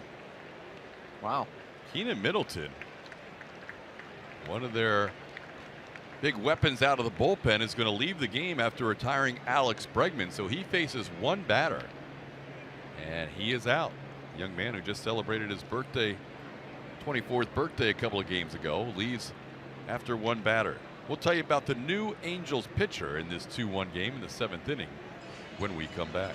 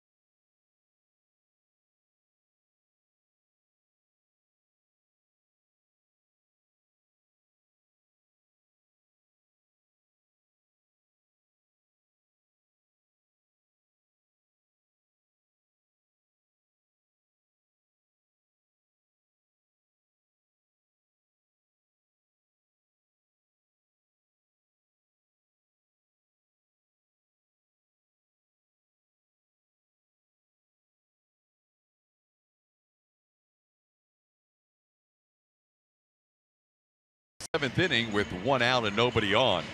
Watch The Drive to the Pennant with MLB.tv every night on every device. You can get every out-of-market regular season game live, plus a free subscription to At Bat Premium, the #1 app for live baseball. Blackout and other restrictions apply. Visit MLB.tv for details.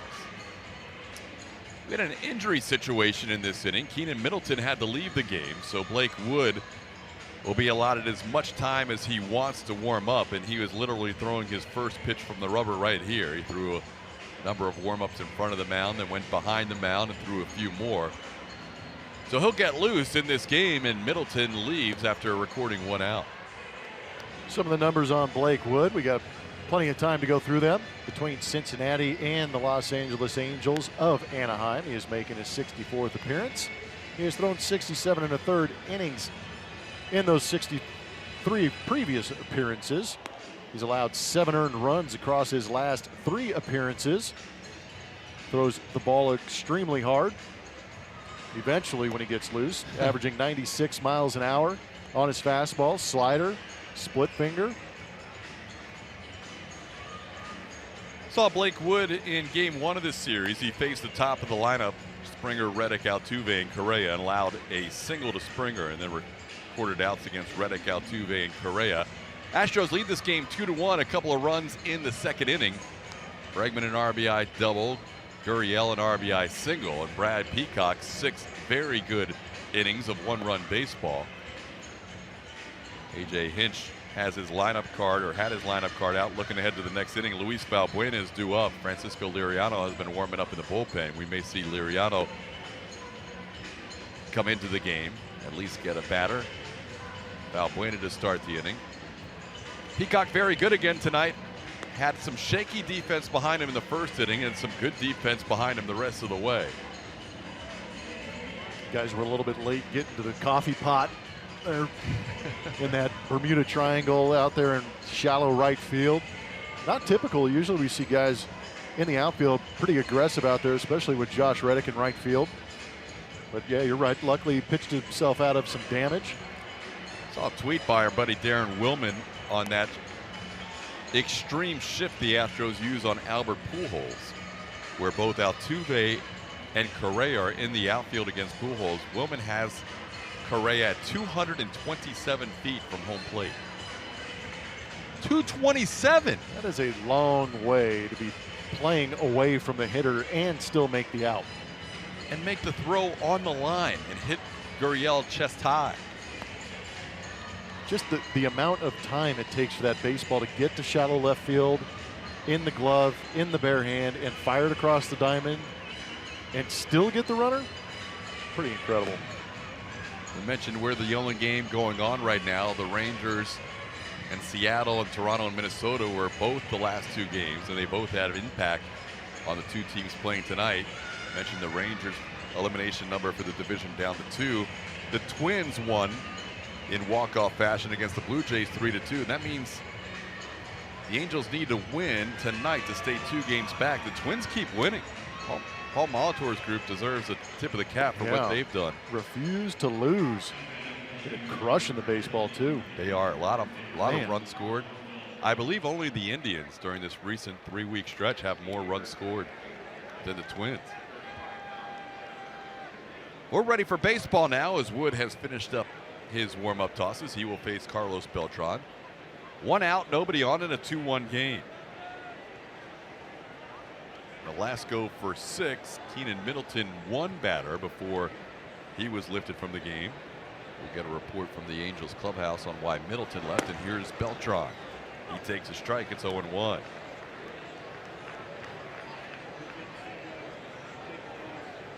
Carlos 0 for 2 in this game, 3 for 20 on the road trip.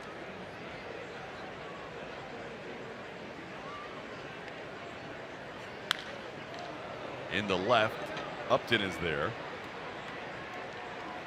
3 flyouts tonight for Beltran, and there's 2 away in the 7th.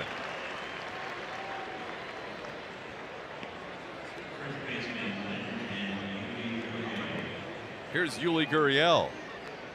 Yuli knocked in a run in the first at bat, second inning of the game, also grounded out to second.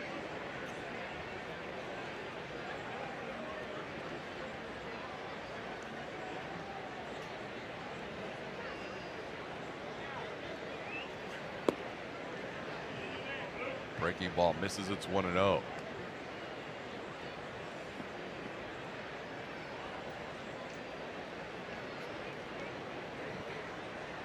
Astros bullpen busy. Liriano's ready to go. More than likely, he will face just Luis Valbuena. Only 2 left-hand hitters in the Angels lineup. Valbuena will lead off, and then you won't see another lefty until 7 batters in. Probably Liriano for 1 batter, and then Joe Musgrove the rest of the way in the 7th. 1-1 the count to Yuli. Yuli with a line drive base hit to right field.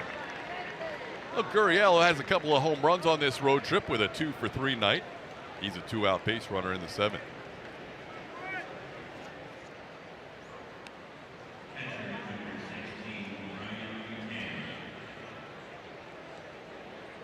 I'll bring up Brian McCann. McCann is lined to right and flied out to right against Ricky Nolasco.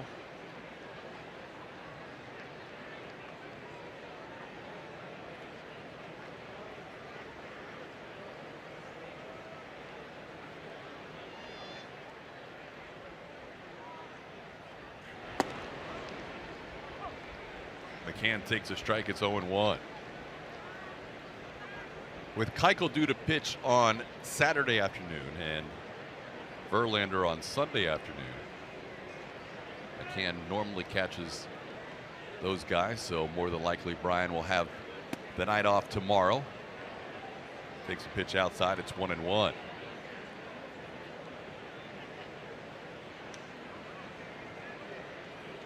McCann has reached every game since coming back from the DL for that sore knee.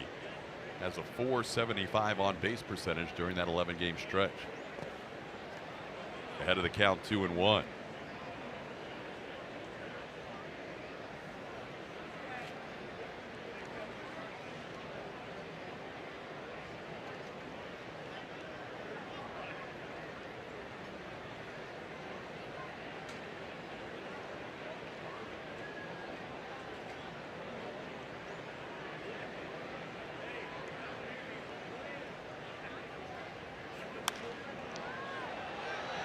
Counts 2-2.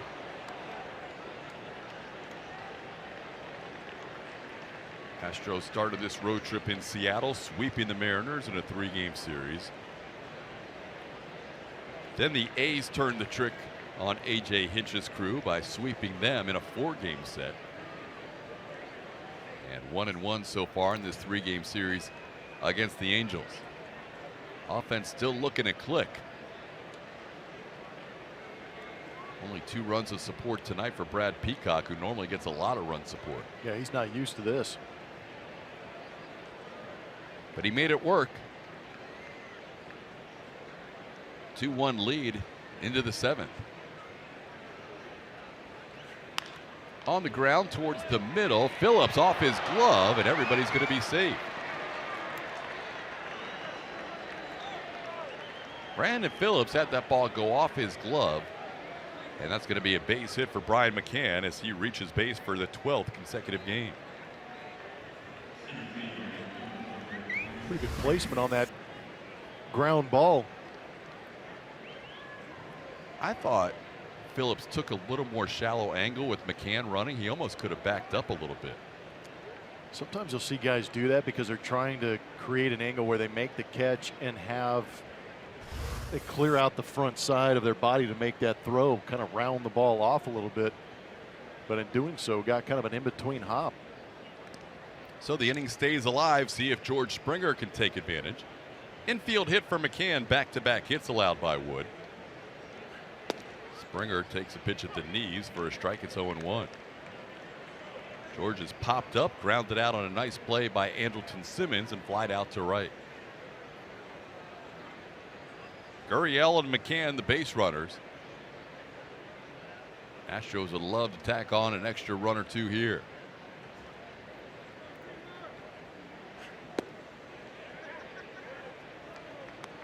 One of the few times tonight Springer has not been down the count. It's 1-1. Hit a bullet off Wood in this series earlier on a fastball going right back up the middle, but Blake is starting him with a couple of sliders on the outside corner. 3 in a row now. George lays off. It's 2-1. George is at 76 runs batted in, along with Altuve. Marwin Gonzalez is second on the team with 78 RBIs, and Josh Reddick has 79. It's been a good race for the team lead in RBIs this year. Marwin's led most of the second half, and Reddick passing him on this road trip. Breaking ball catches the corner. It's 2-2.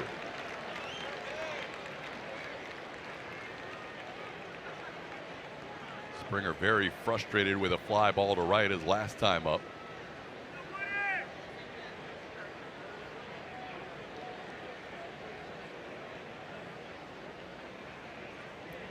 And a tough road trip for the offense and a tough road trip for George. That ball's just fouled down the third baseline. Springer missing an extra base hit and an RBI by about a foot or two. Kind of how things have gone for Springer and the Astros. So close. Amazingly enough, after seeing 4 sliders in a row, he got a heater at 97. Turned on it. Pretty good trust in those hands. Get the head out.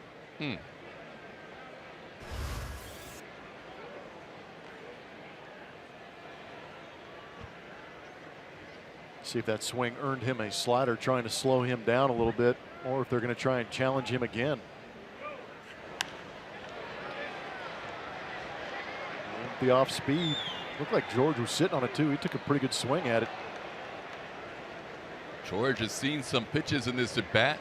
Plummer mentioned he faced Blake Wood on Tuesday night as well. That was a hanger.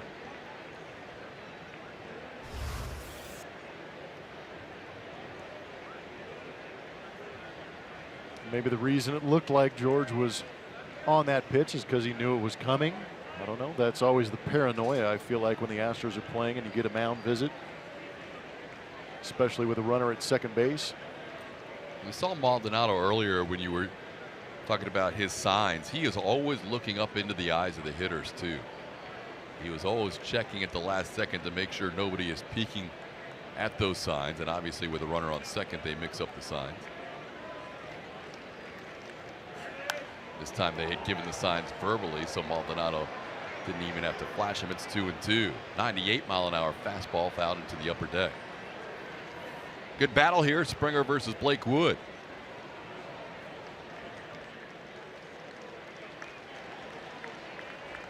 Let's see if Maldonado looks up at Springer here.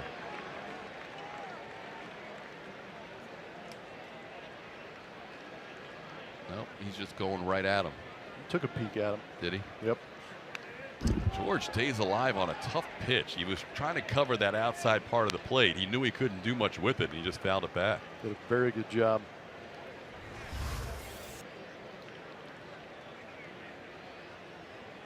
It's about as borderline as it gets. 9th pitch of the at-bat.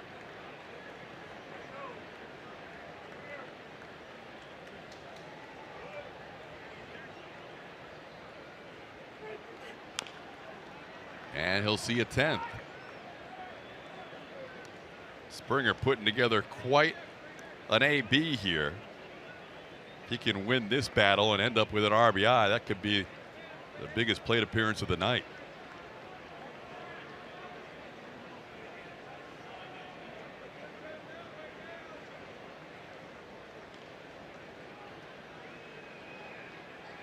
Wood taking over for Keenan Middleton, who left the game with an injury. Doesn't chase. It's 3-2, and George will see an 11th pitch. That's where things could get a little bit interesting.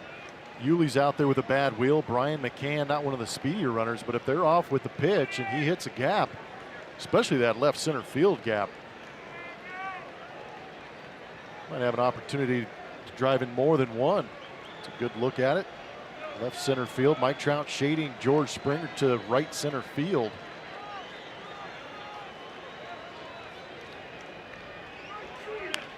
Towards the middle, Simmons gloves it, and off-balance throw gets Springer by a stride. Astros leave 2. 7th inning stretch time at Angel Stadium, and a 2-1 Astros lead.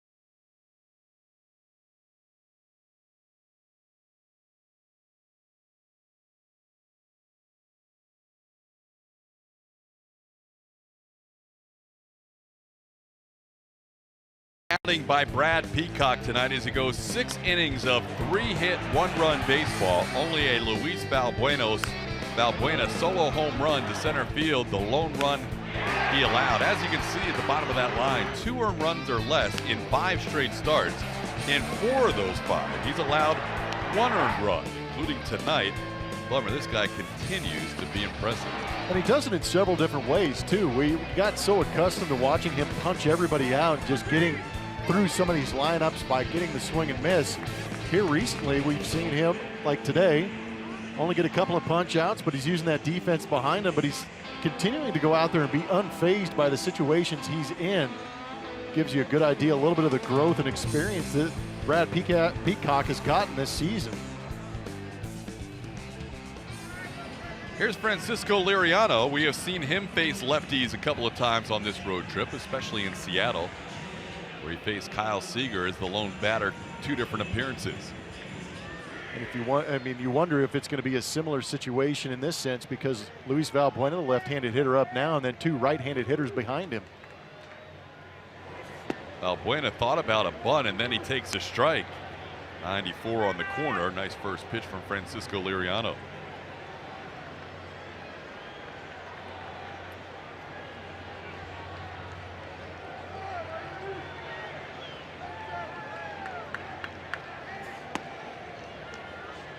Last 16 starts now for Brad Peacock.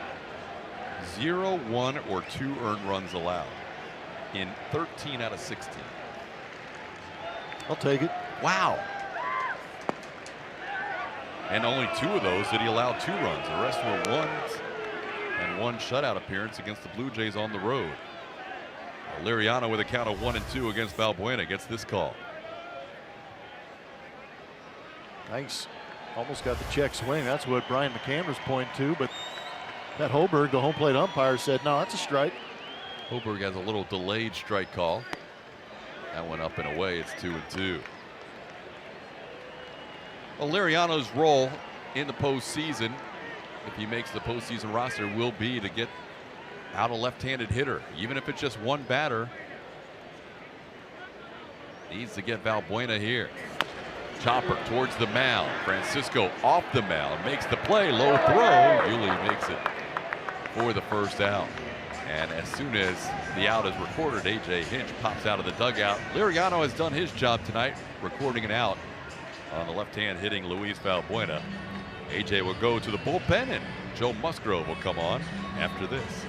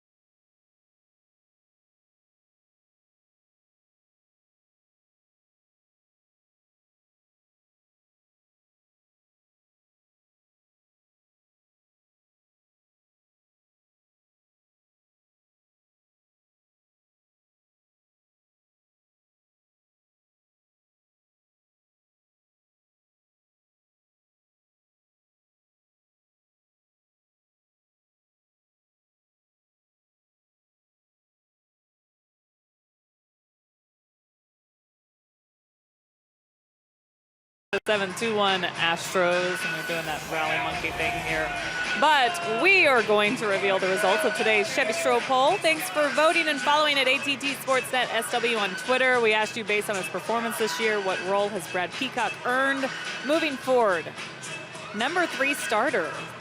52% of you think he should be the number 3 starter on this staff.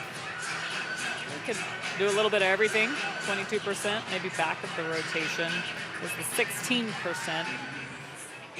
But number 3 starter, it's interesting from all those who voted. Guys?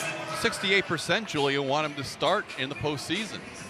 They want to see him for more than 1 or 2 innings. They want to get that full start, see 6 innings. So we'll see what A.J. Hinch decides, but I like the everywhere vote. That's just me being selfish. Just Bugs Bunny. Yeah, exactly. Start a game or leave the same game. Face the right-hander the first AB, and then maybe put him in left. Bring him back. No, I'm just kidding. Here's Joe Musgrove with the bases empty and 1 out, facing C.J. Cron. Musgrove taking over for Francisco Liriano, who picked up an out. A lone batter he faced. Gets a swinging strike from Cron. It's 0-1. Cron is flied out to center field and grounded to third.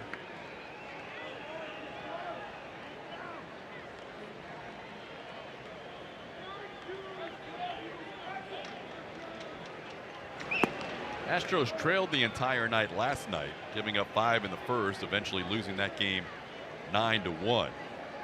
The 2 games they've had the lead have been nail-biters, a 1-0 win on Tuesday night, and tonight after a 2-0 lead, it's now 2-1 in the 7th.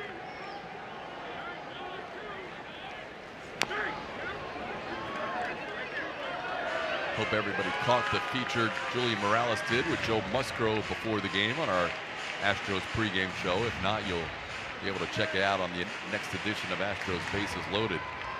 Joe really enjoys the new role. You can tell by the numbers. Confidence has gone way up. The excitement's gone way up. He's a good conversation to begin with. But even better, talking about his new role out of that bullpen, where the numbers have really done great things. Doesn't get a chase there from Cron. It's 2-2. Julia, what'd you learn today? Well, a few things. I always learn something from talking to Joe, just like Blummer said. He's great to talk to, gives good insight. But the things that he's learned from going to the bullpen, how to get your body ready, when to get hot. And then for a guy like Joe, who has several pitches that he uses when he's a starter, how he's had to change the usage of his pitches as a reliever and getting a couple of pitches sharp to be able to come in and get whoever it is that you need to get out at the time. And, you know, we've seen the velocity go up. I'm looking at 97 right now. We've seen the velocity go up for him. And he said, you know, when you know mentally you're not having to go out there and try to give your team 7 innings, you can reach back a little bit and get through. Maybe it's a hitter, maybe it's an inning. But whatever it is, you're going to do whatever you can in that moment to get through it. Yeah, normally that velo as a starter right around 93, 94 with a fastball. So he is definitely amping it up in a shorter stint as a reliever as Correa makes the play on the 2-2 pitch, grounded to short. And there's 2 outs in the inning. He said he's not afraid, as Julie mentioned, to empty that tank in short spurts. And 94 has become 97, and that's a big difference. That's a huge difference, and I think that's why the strikeouts are up. When he was pitching in the rotation, one of the concerns for me, and I think for us, is the fact that he threw a lot of strikes. And some of the strikes that he threw were too good of strikes for hitters to hit. And he really didn't have that wipeout potential. He had a tough time putting guys away with 2 strike counts. And we're not seeing that now. Now he's able to reach back, touch 97, but he's also throwing his slider a lot harder too. There is that slider. Just misses the corner against Martin Maldonado. Maldonado has doubled in 2 at-bats. Number 9 hitter for the Angels. Well, Musgrove has gone from starting rotation to not only a member of the bullpen, he is now a productive back-end member of this bullpen that A.J. Hinch has as much faith in as anybody out there. A.J. loves this guy, whether it's for multiple innings or late in games. Obviously here it's a 1-run situation where the Astros still needing 7 more outs in this 2-1 game. Musgrove is going to be a big part of the equation moving forward into the postseason. 1-1 pitch is down low. It's 2-1, 2-1. 3 hits for the Angels. Doubles by Maldonado and Brandon Phillips to start the game. And the solo home run by Luis Valbuena in the 4th.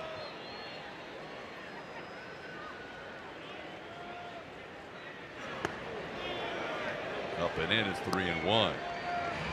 So who's good at throwing strikes for the most part, one of the best highest strike percentage guys in baseball, is down to the number 9 hitter, 3-1. Does not want to walk him and get to the top of the order.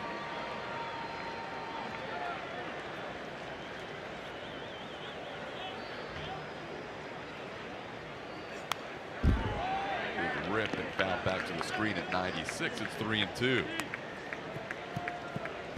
Musgrove, like many of the Astros, wearing their sentiments for the city of Houston on their baseball cap. So when he turns around on the right side of the cap, has for Houston.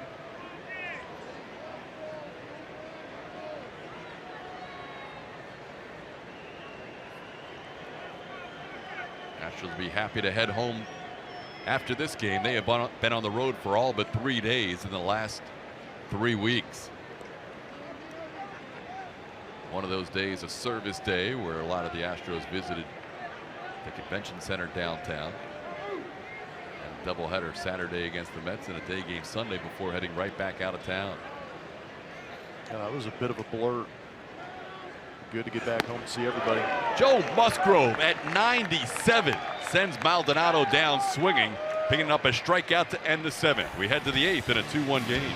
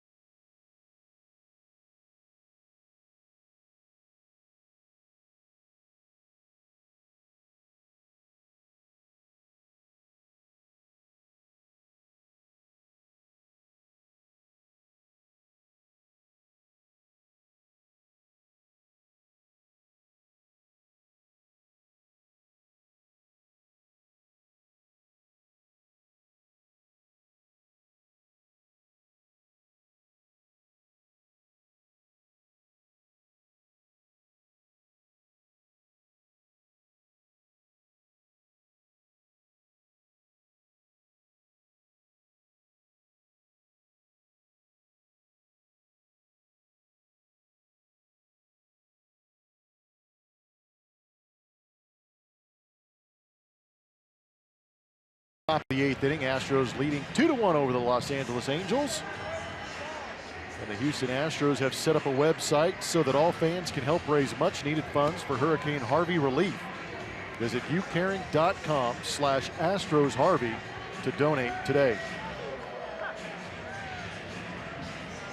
Joe Musgrove shoes there signed by all the kids who are spending time at the convention center displaced, as we have a new pitcher for the Angels. Jose Alvarez, the lefty, takes over in the 8th inning.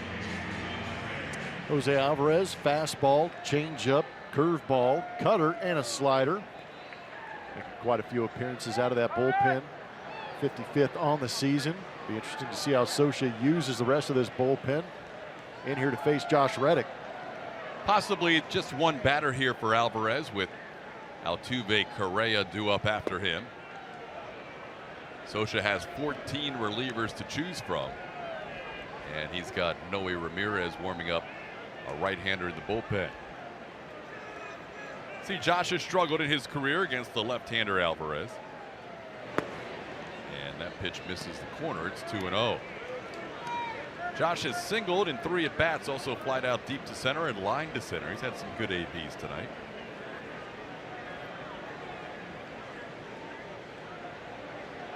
Reddick will be happy to get home for that 9-game homestand. He has been raking all year at Minute Maid Park. Having a good road trip in this 10-gamer. Josh 8 for 23 on this road trip.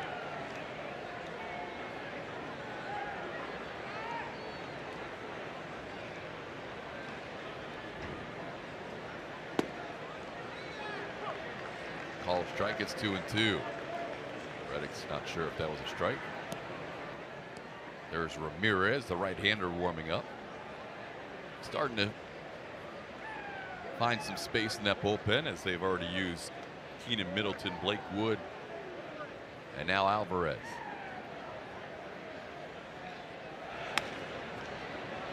Well, we have seen Ken Giles in the second half pick up some multiple inning saves, and it looks like A.J. Hinch may be asking Giles for a 2-inning save tonight. At least he's warming up as we play in the 8th inning.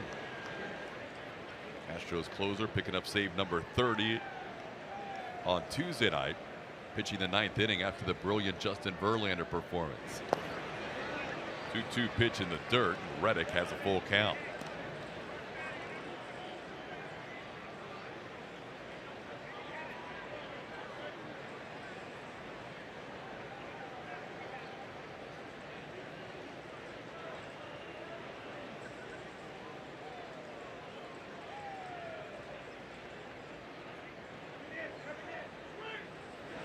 Josh hits it hard to right field. Calhoun back, and he'll watch this sail over his head to the wall. Reddick to second base with a leadoff double.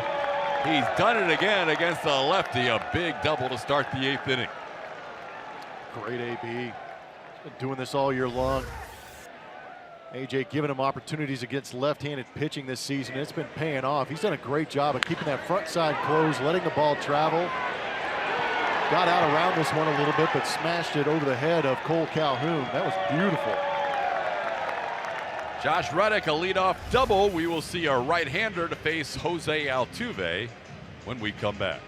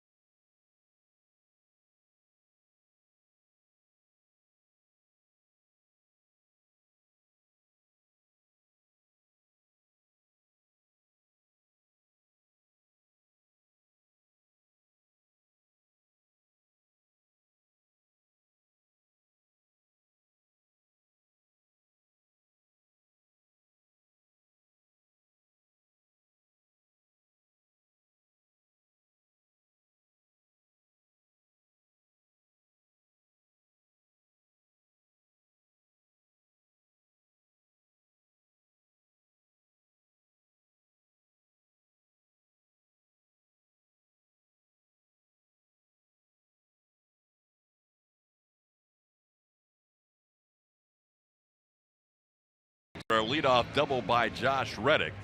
He's on second base with nobody out. And the new pitcher to face Jose Altuve is the right-hander Noe Ramirez. Ramirez only making his 8th appearance. 8 2/3 innings. That ERA is looking very good at 2.08. Got him at a fastball averaging around 90 miles an hour. Has a changeup and a slider. You can see that low 3/4 delivery. We're talking about second half woes. These are all-stars for the Houston Astros. They rely on these guys to be their run producers, their leaders on offense, defense, and in the clubhouse pre-break.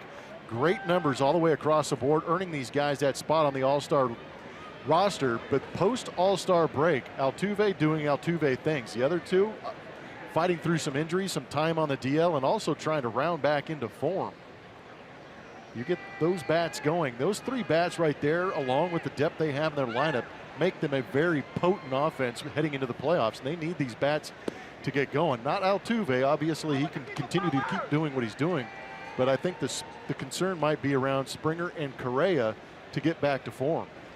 Even on this road trip, it has not been the best trip for Altuve. 0 for 2 tonight, 7 for 33. Those are not Altuve-like numbers on this road trip. Does have a couple of home runs on this trip. Right now, trying to advance the runner at least 90 feet, and he wouldn't mind driving him in either. It's 1-1 the count. Reddick with that leadoff double against the left-hander, Jose Alvarez. Josh now batting .326 on the season against lefties. That was one of the big questions this spring, was how much would Reddick see playing time against left-hand pitching. He has answered those questions as Altuve fouls one back. It's 1-2. It's at the point now where AJ doesn't even blink when a tough lefty comes in to face Reddick. No. Why would it?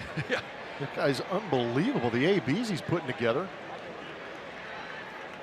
Well, because last year he struggled big time. But last year he may have been pinch hit for when an Alvarez started an inning, but not anymore. He is locked in against lefties this year. Well, you got to give Josh credit. You don't just wake up and all of a sudden know how to hit left-handed pitching. It's a lot of work in the cage. It's a lot of faith in your ability and in your manager to put you in those situations to allow you to figure it out.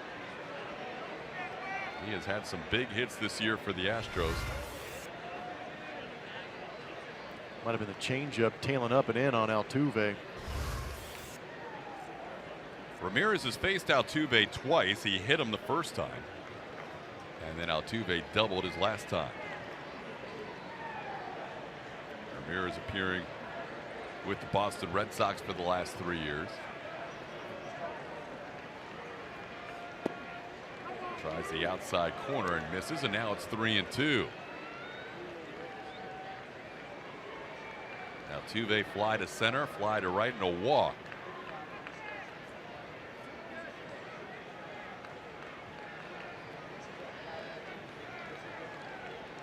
Noe Ramirez, 27-year-old, out of Los Angeles, California.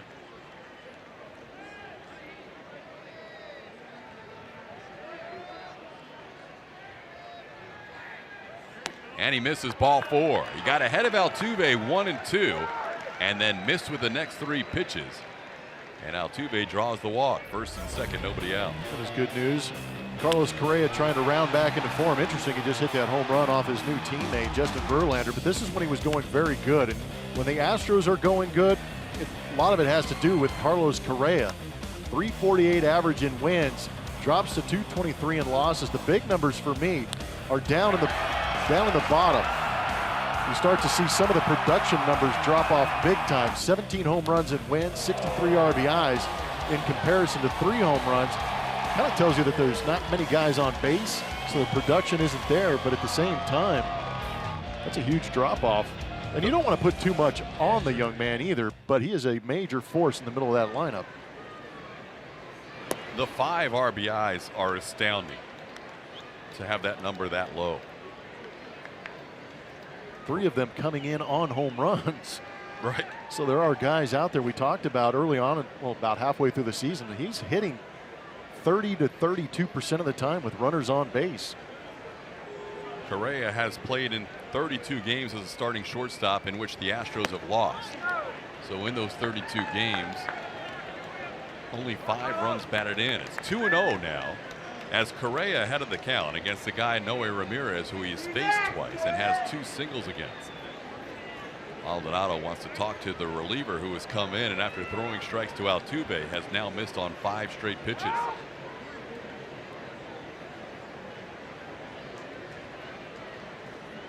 He understands the moment. Astros trying to tack on to a 2-1 lead. They have their closer Ken Giles warming up, potentially for a multi-inning save.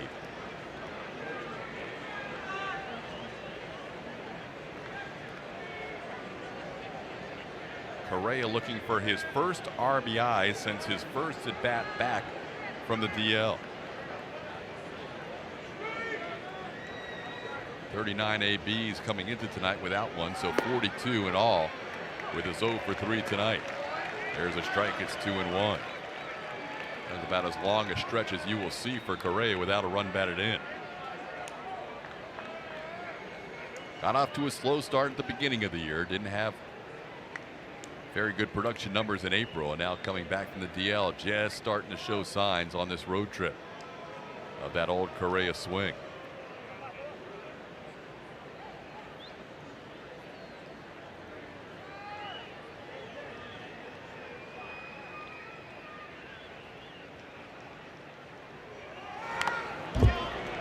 Rip. 2-2. He got a fastball up in the zone that he could handle, just fouled it straight back.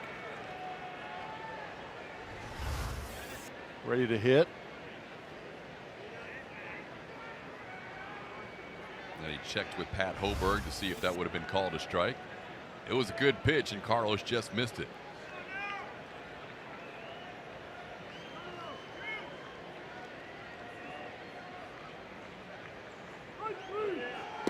Strike 3. Correa goes down swinging for the first out of the inning. Might have been a changeup, 2-2 changeup. Ramirez really turns that thing over to create the depth on that pitch, getting that downward movement. That was a good look at it from behind. He had a pitcher's pitch when he needed to. It's not done yet. Now he will face Marwin Gonzalez. Marwin a single in 3 at bats, has 68 of his 78 runs batted in as a left-hand hitter this year, where he's batting .313 coming in. It has been a career year for Marwin. Chance to add to that RBI total of 78, which is the best of his career.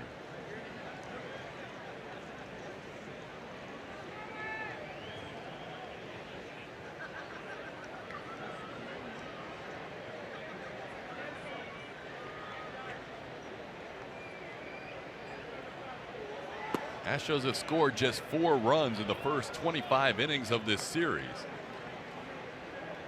1 run on Tuesday, 1 run last night, and 2 runs tonight. Marwin trying to change that here.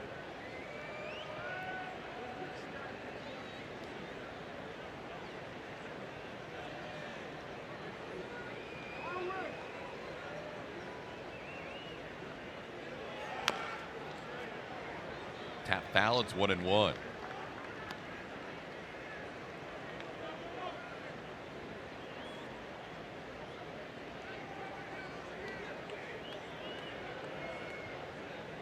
Astros have had runners on the last couple of innings.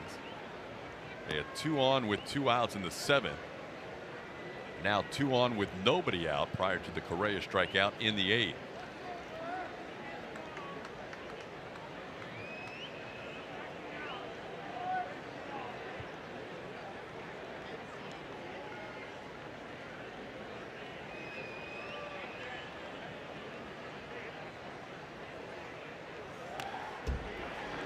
Foul back, it's 1-2.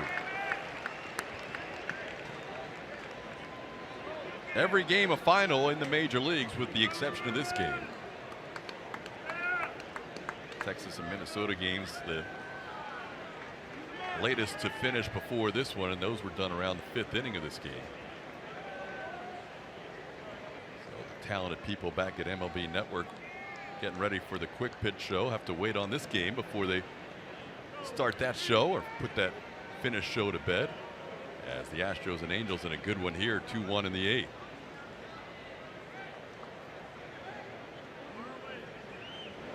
Yeah, the beautiful Thursday night getaway game. Kidding me. Going West Coast. Oh yeah, to Central Time. Just waiting to get up in the air and gain those 2 hours. Almost midnight back home. Ground ball foul.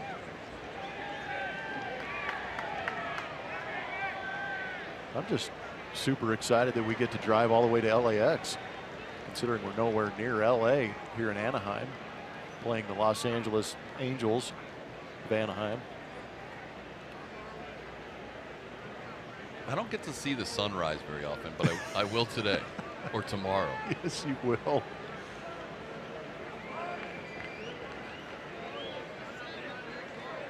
Good news is we'll be able to drive home against morning rush hour traffic coming into downtown. There you go. So we have that going for us. 1-2 to Marwin. Marwin into right center field. That's going to fall for a base hit. Reddick will score easily. Altuve flying around the bases. He is going to be sent home. The relay throw by Phillips is cut off. Marwin is hung up now, but 2-run score. Astros lead this game 4-1. Marwin's still in the rundown, trying to draw an interference call, but doesn't get it. But 2 big RBIs for Marwin Gonzalez, and the Astros lead it by 3. Marwin always seems to find himself in those situations to be able to get that big hit, and that was nicely done. Fouling off some tough pitches, finally got one hanging up in the zone. How about him swinging and looking back, saying something to somebody at home plate before taking that leisurely jog all the way to second base. But Altuve, anticipating that ball, getting into the gap, got a great jump. Josh Reddick holding his ground, knew he was going to score easy on that line drive to the gap.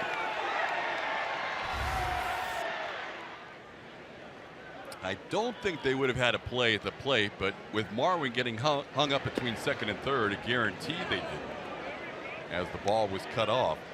So Marwin now retakes the lead in RBIs for the team. He has 80, the first Astro to 80 in 2017. More importantly, it's a 4-1 game in the 8th. Feels like he hit a grand slam. Well, that is 33% of the runs scored in this series on one swing of the bat. Here's a fly ball off the bat of Bregman that Cole Calhoun puts away for the final out. But a 2-run inning on the 2 RBI double by Marwin Gonzalez.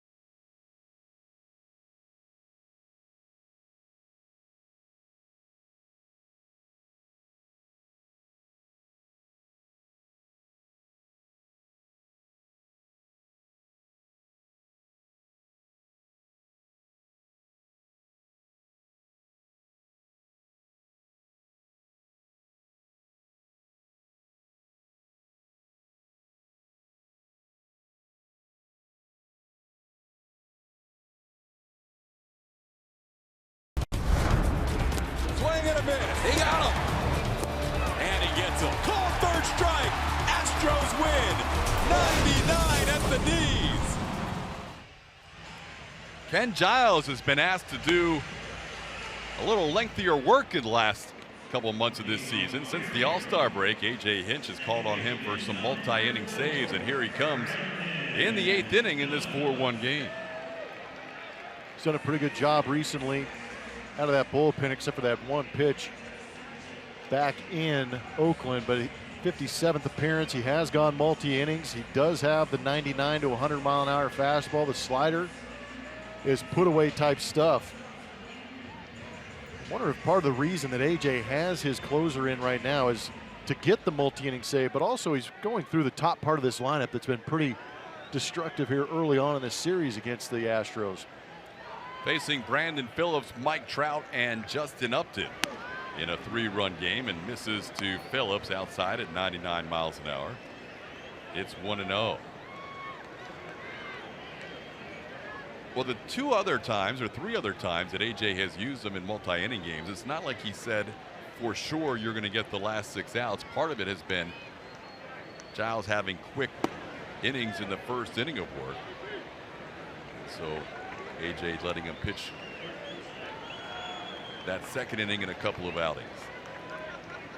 It's also not a bad thing to have in your back pocket for the postseason if you have a closer that can get 4 to 6 outs for a save.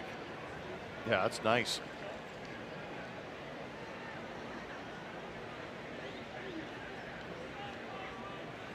There's a strike to Phillips, who was taken all the way with a 2-0 count. Astros lead this game 4-1. Marwin Gonzalez a big 2-run double in the top half of this inning, giving Ken Giles a little more breathing room.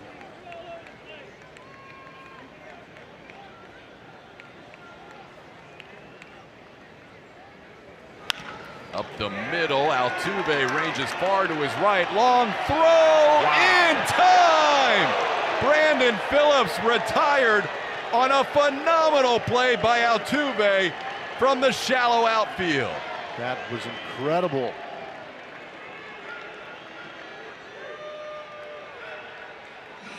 I got to be honest, I didn't think he had a chance to make that play on Brandon Phillips. See him playing a little bit in that shift situation, playing basically as a pull right-handed hitter, but going on the shortstop side of second base. Phillips couldn't believe it. Got a lot on that throw with the jump throw in the air, and Yuli with a nice pick at first. MVP. MVP. Wow, doing it on the defensive side. Mike Trout's heard that chant before as he bats. Nobody out. Excuse me, with nobody on and 1 out. Takes a pitch outside for ball 1. That is a big out to start this inning. Giles thought momentarily about trying to barehand it, but it had a little too much steam on it. And then Altuve made one of the better plays that we've seen this year. Trout takes a called strike. It's 1-1. Yeah, you got to take situation into it sometimes. There are going to be great plays made. Sometimes they're going to blow out or you're well behind, but that was a big play in a big situation just because of the guys hitting behind Brandon Phillips.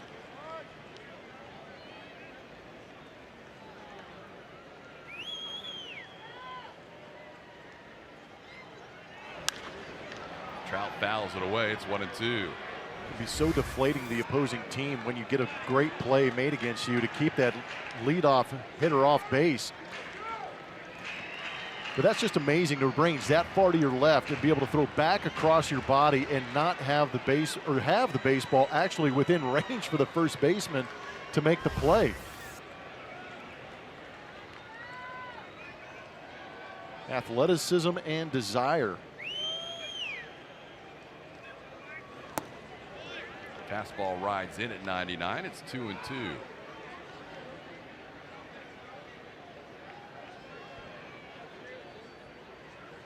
When Altuve scored that run on Marwin Gonzalez double, that was his 100th run scored of the year. Starts this inning off with a great defensive play.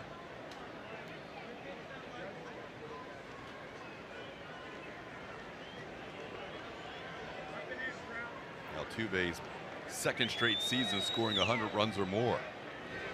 Swing and a miss. Giles gets Trout with the slider as he picks up a strikeout for the second out of the 8th.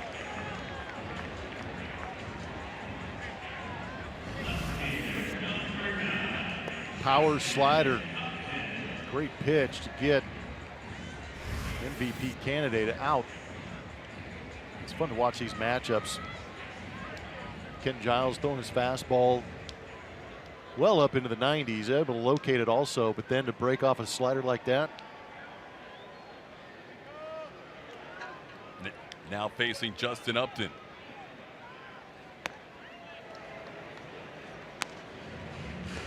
Our Stroh poll on Tuesday night had Mike Trout as the leading contender for the most valuable player award for Jose Altuve over the last 2.5 weeks. Altuve, not his best road trip in terms of overall batting average numbers, but he's contributed a couple of home runs and a great defensive play here. That bat is destroyed as Carlos Correa makes the play. The bat's in about 4 pieces as Jose Altuve started the inning with one of the better plays of the year. Yeah, that last bat destroyed, but right here, Jose Altuve destroying egos, ranging far to his right, throwing back across his body, picking up his buddy Ken Giles in a big way. Carlos Correa enjoyed the show too.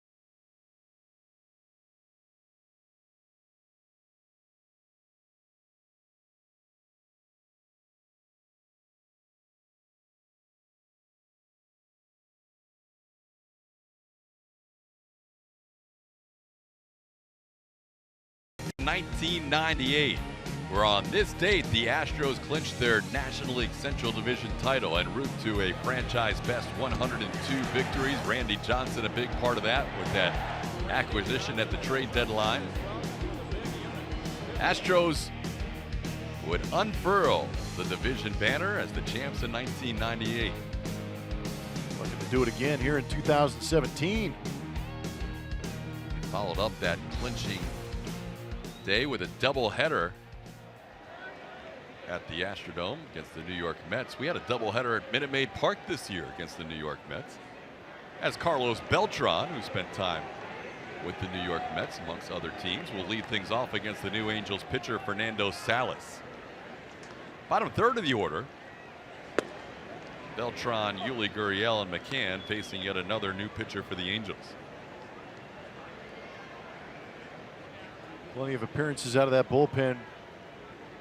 Another right-hander for Mike Scioscia. 51 in the third innings, 51 punch-outs. Fifth reliever used by the Angels. Chris Davinsky is warming up, so Ken Giles did have to work to the top of the order. But it looks like Devo might get the call for the ninth inning.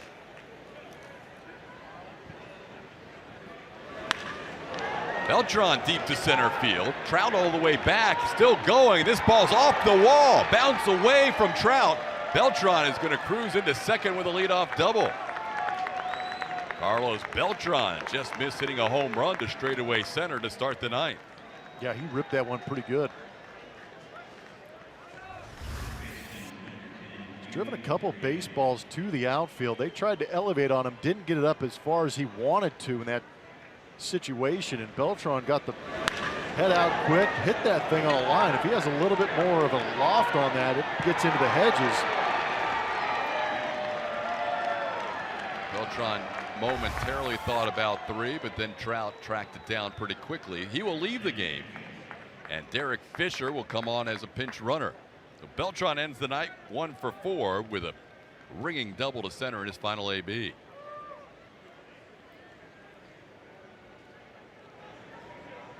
Fisher came on in last night's game to play left field after the injury to Jake Marisnick.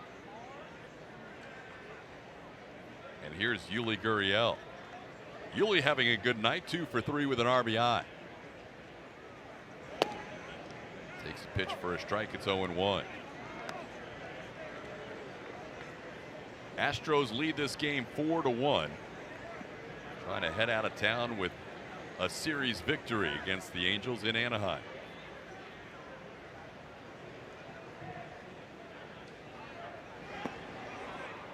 not chased there. It's 1-1.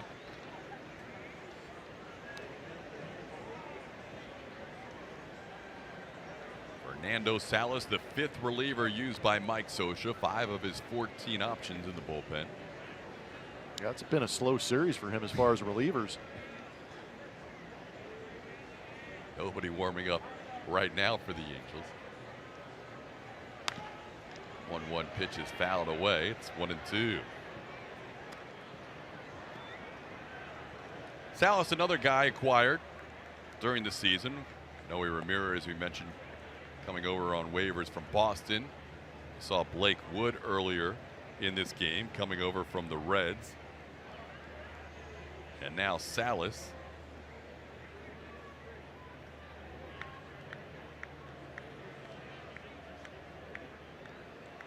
Salas has spent a lot of time here with the Angels, but started the year with the New York Mets. This ball falls in for a base hit. Simmons did a nice job tracking that ball down after the base hit. Not hit hard by Yuli, but it finds the right spot. Gurriel's now 3 for 4 tonight. It's almost a great read by Derek Fisher. He knew it wasn't hit that hard off the bat. Simmons has a tendency to make some crazy good plays, but he knew he wasn't going to make this one right here. Almost turned it into a situation where he was going to get waved home. He gave Gary Pettis an option for sure. Another pinch runner for the Astros as the former Angel Cameron Maybin comes on to pinch run at first base for Yuli Gurriel. So speed on the bases, Fisher on third, Maybin on first, Brian McCann the batter, and the Angels are going to bring the infield in. McCann with an infield single up the middle his last time up. He's 1 for 3.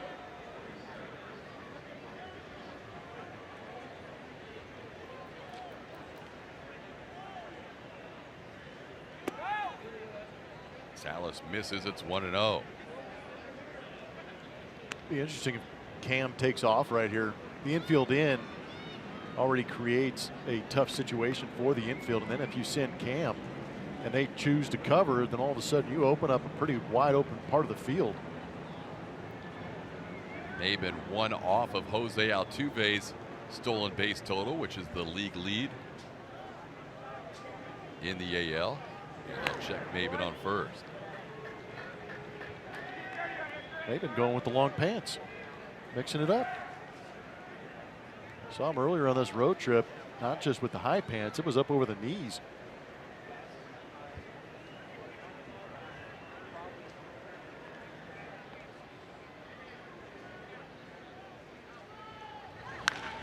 McCann, high fly ball to center. Fisher is tagging. Trout camps under it. Fisher is heading home. Trout's throw will be cut off, and the Astros add to their lead. It's now a 5-1 game on the sacrifice fly by Brian McCann.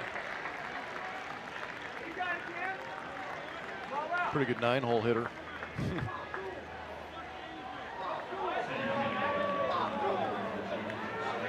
Good job by McCann understanding the situation. Infield in, runner at third, less than 2 outs. Get something you could drive to the outfield. Also a luxury having Derek Fisher who can fly. Nicely done, adding another run to that tally. 2 in the 8th, 1 more in the 9th. Giving the Astros a 4-run cushion. George Springer looking to add to that.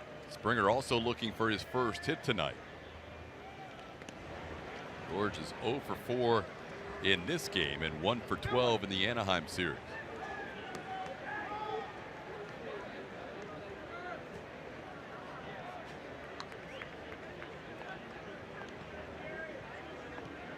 Astros scoring 4 runs combined in the previous 3 games. Score 5 tonight as Springer takes one up and in for a ball. It's 1-0. Salas was with the Angels in 14, 15, and 16 before moving to the New York Mets in a trade. Released by the Mets on August 15th, signed with the Angels on the 19th.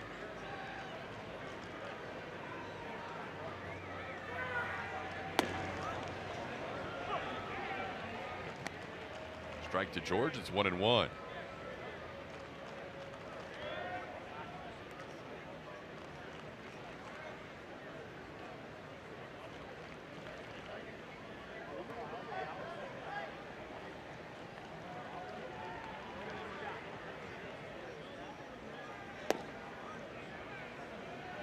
2-1 the count. Salas was traded to the Mets last year right before the playoff rosters could be set, August 31st. Exactly 1 year later, returned to pitch for the Los Angeles Angels.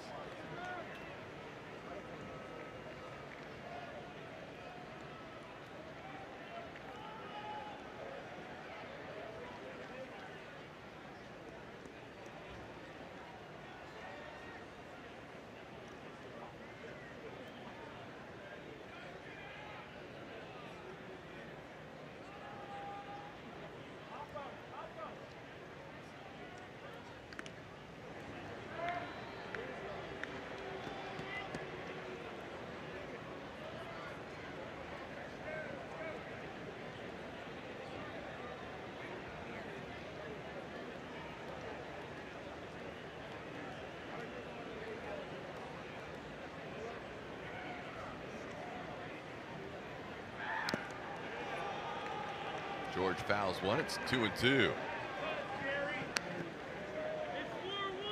A double by Carlos Beltran, a single by Yuli Gurriel, a sacrifice fly by Brian McCann. Plating an extra run in this 9th inning.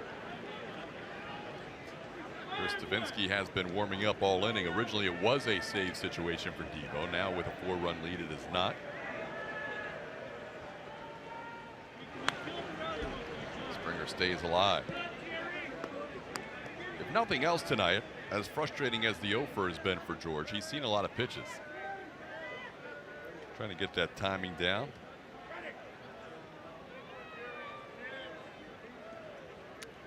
Every AB is an opportunity to get locked back in. He's seen a lot of pitches tonight too.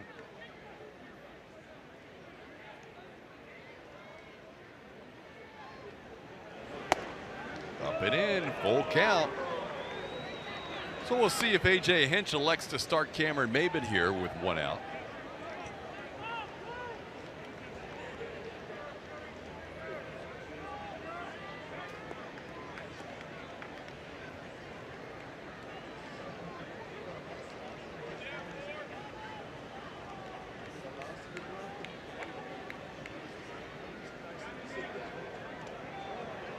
In the third, good pick by Crone.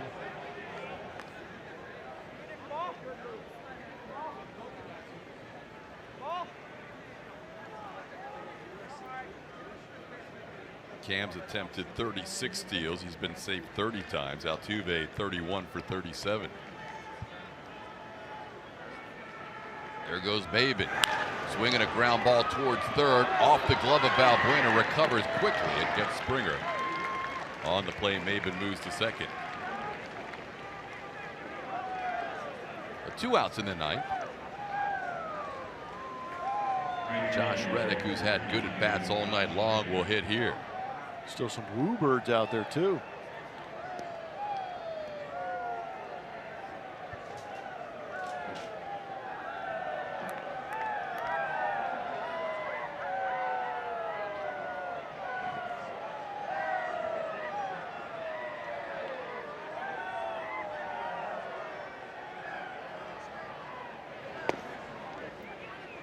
Josh hit a ball deep to center field his first time up. Then he lined out to center. Last 2 ABs, a single and a double. 2 for 4 tonight. Hit the ball hard in 3 of his 4 at bats. There's a ball up the middle, but Simmons was positioned perfectly. Reddick initially thought he might have an RBI hit. Instead, he's the final out. We head to the bottom of the 9th in a 5-1 game.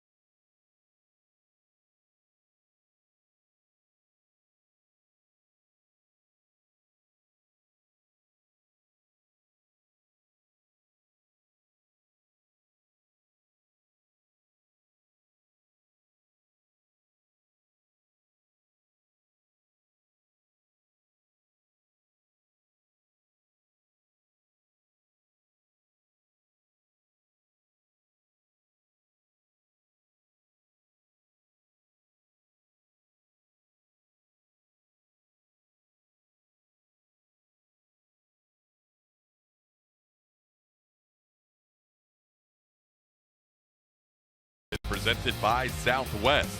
Yes to low fares with nothing to hide, that's transparency. And by Toyota. Let's go places. Thursday night baseball, Astros after dark. We are past midnight Central Time. And coming on to try and close things out in a 5-1 game is Chris Davinsky. Good spot for Devo. Good record, too, after 56 games. He is 8-4. Still a phenomenal ERA at 2.66. The whip under 1, 91 punch-outs.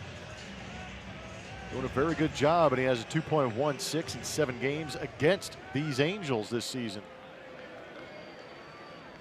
Devo will face Pujols, Cole Calhoun, Andrelton Simmons with that deep shortstop and second base positioning against Pujols with a 1-0 count. We will see where Correa decides to play at Minute Maid Park at the end of this homestand when Pujols heads into town, but that is a different defensive alignment than we've ever seen for the left side of the infield. 2-0 the count. Correa has made 2 plays in this series out of the shallow left field position.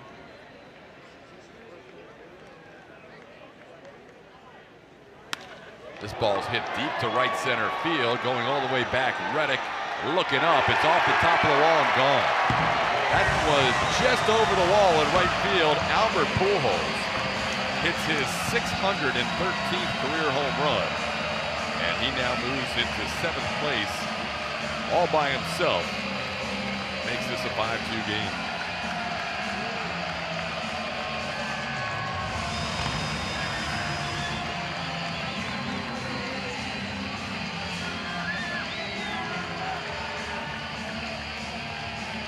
Gives you an idea how important some of those late runs in the 8th and 9th for the Houston Astros have been as we look back at the pitch. Down and away. He was right on it. Plenty of power going the other way for Albert Pujols, able to sneak it on top of that out-of-town scoreboard in right center.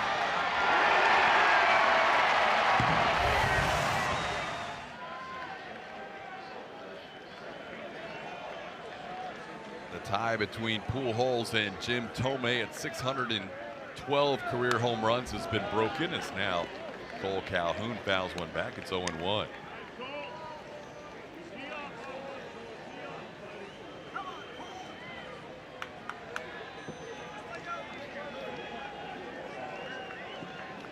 Calhoun 0 for 2 with a walk. Pujols 613 home runs. That's number 57 against the Astros, the most ever in Astros franchise history by an opponent. 0-2 the count.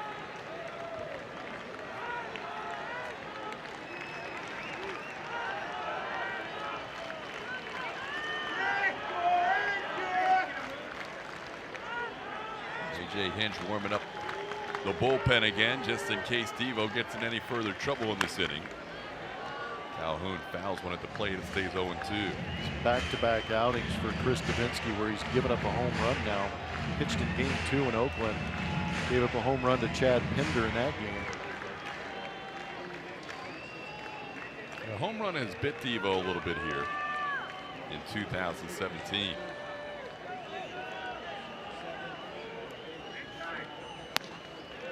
Calhoun doesn't chase that fastball. It's 1-2. 74 in a third innings and 11 home runs allowed.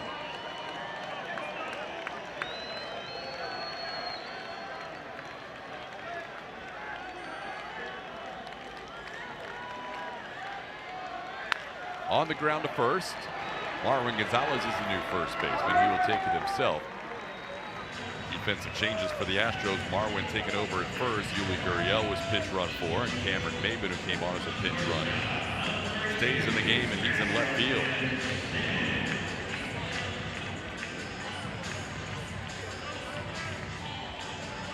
Beltran out of the game as the DH, and Gurriel out of the game as well. Here's Andrelton Simmons. Simmons 0 for 3 tonight.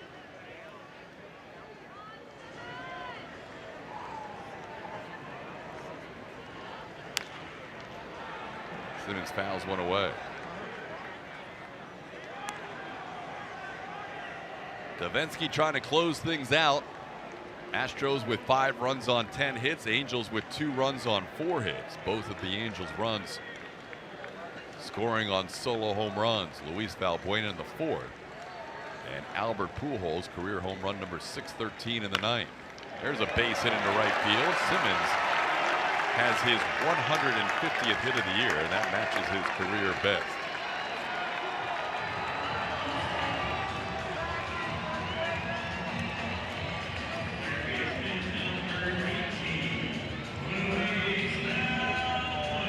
Here's Luis Valbuena. Valbuena 1 for 3 with that solo home run, the only run allowed tonight by Brad Peacock.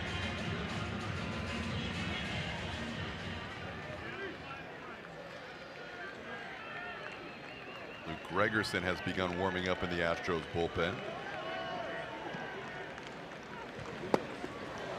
Valbuena misses the changeup. It's 0-1.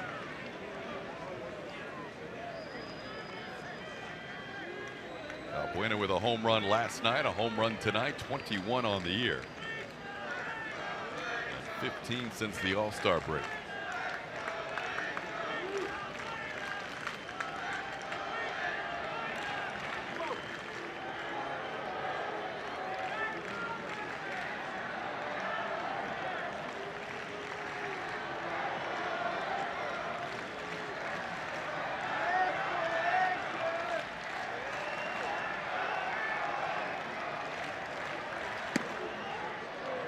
Fastball in, it's 1-1. Brad Peacock pitched 6 innings tonight. Francisco Liriano recorded an out, facing a left-hander. Joe Musgrove got 2 outs to finish off the 7th. Ken Giles a 1-2-3-8 with the benefit of a great play by Jose Altuve behind him, and now Chris Davinsky in the 9th. On the ground foul, it's 1-2.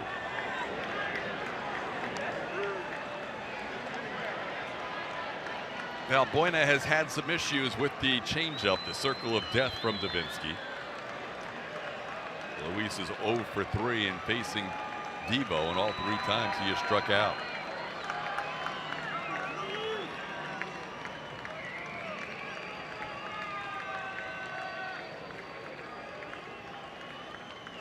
There is that changeup again, and he gets him again. Valbuena misses the changeup for a strikeout, and the Astros are 1 out away. We'll see that pitch round into shape also heading into the latter part of September. That was a great pitch in a key situation. Good depth on it. It's all about the velocity for Devo, the arm action, and that depth breaking down out of the zone. Here's C.J. Cron. Cron has flied out and grounded out a couple of times. Astros 1 out away from reducing the magic number to clinch the AL West down to 3. They would also reduce the magic number against the Rangers and the Mariners as well.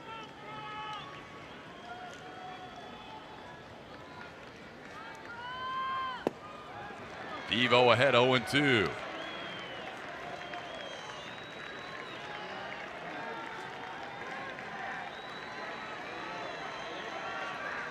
They can reduce the magic number against the Rangers to 1 and against the Mariners to 2.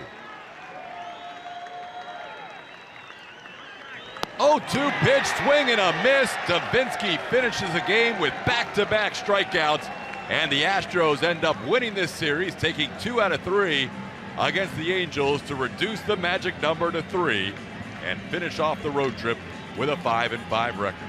Let's go, Scott. Time now for our play of the game. It's presented to you by Academy Sports and Outdoors. Started with Brad Peacock. They needed a solid start from him, and he gave it to him. Doing a great job going out there, pitching 6 innings, only allowed 1 earned run, 3 walks, 3 strikeouts. The only run he gave up was a home run. But a very good job using that defense behind him to keep some of these base runners from coming in and scoring. It was a unique opportunity to see Brad have to pitch out of some damage. Did a great job.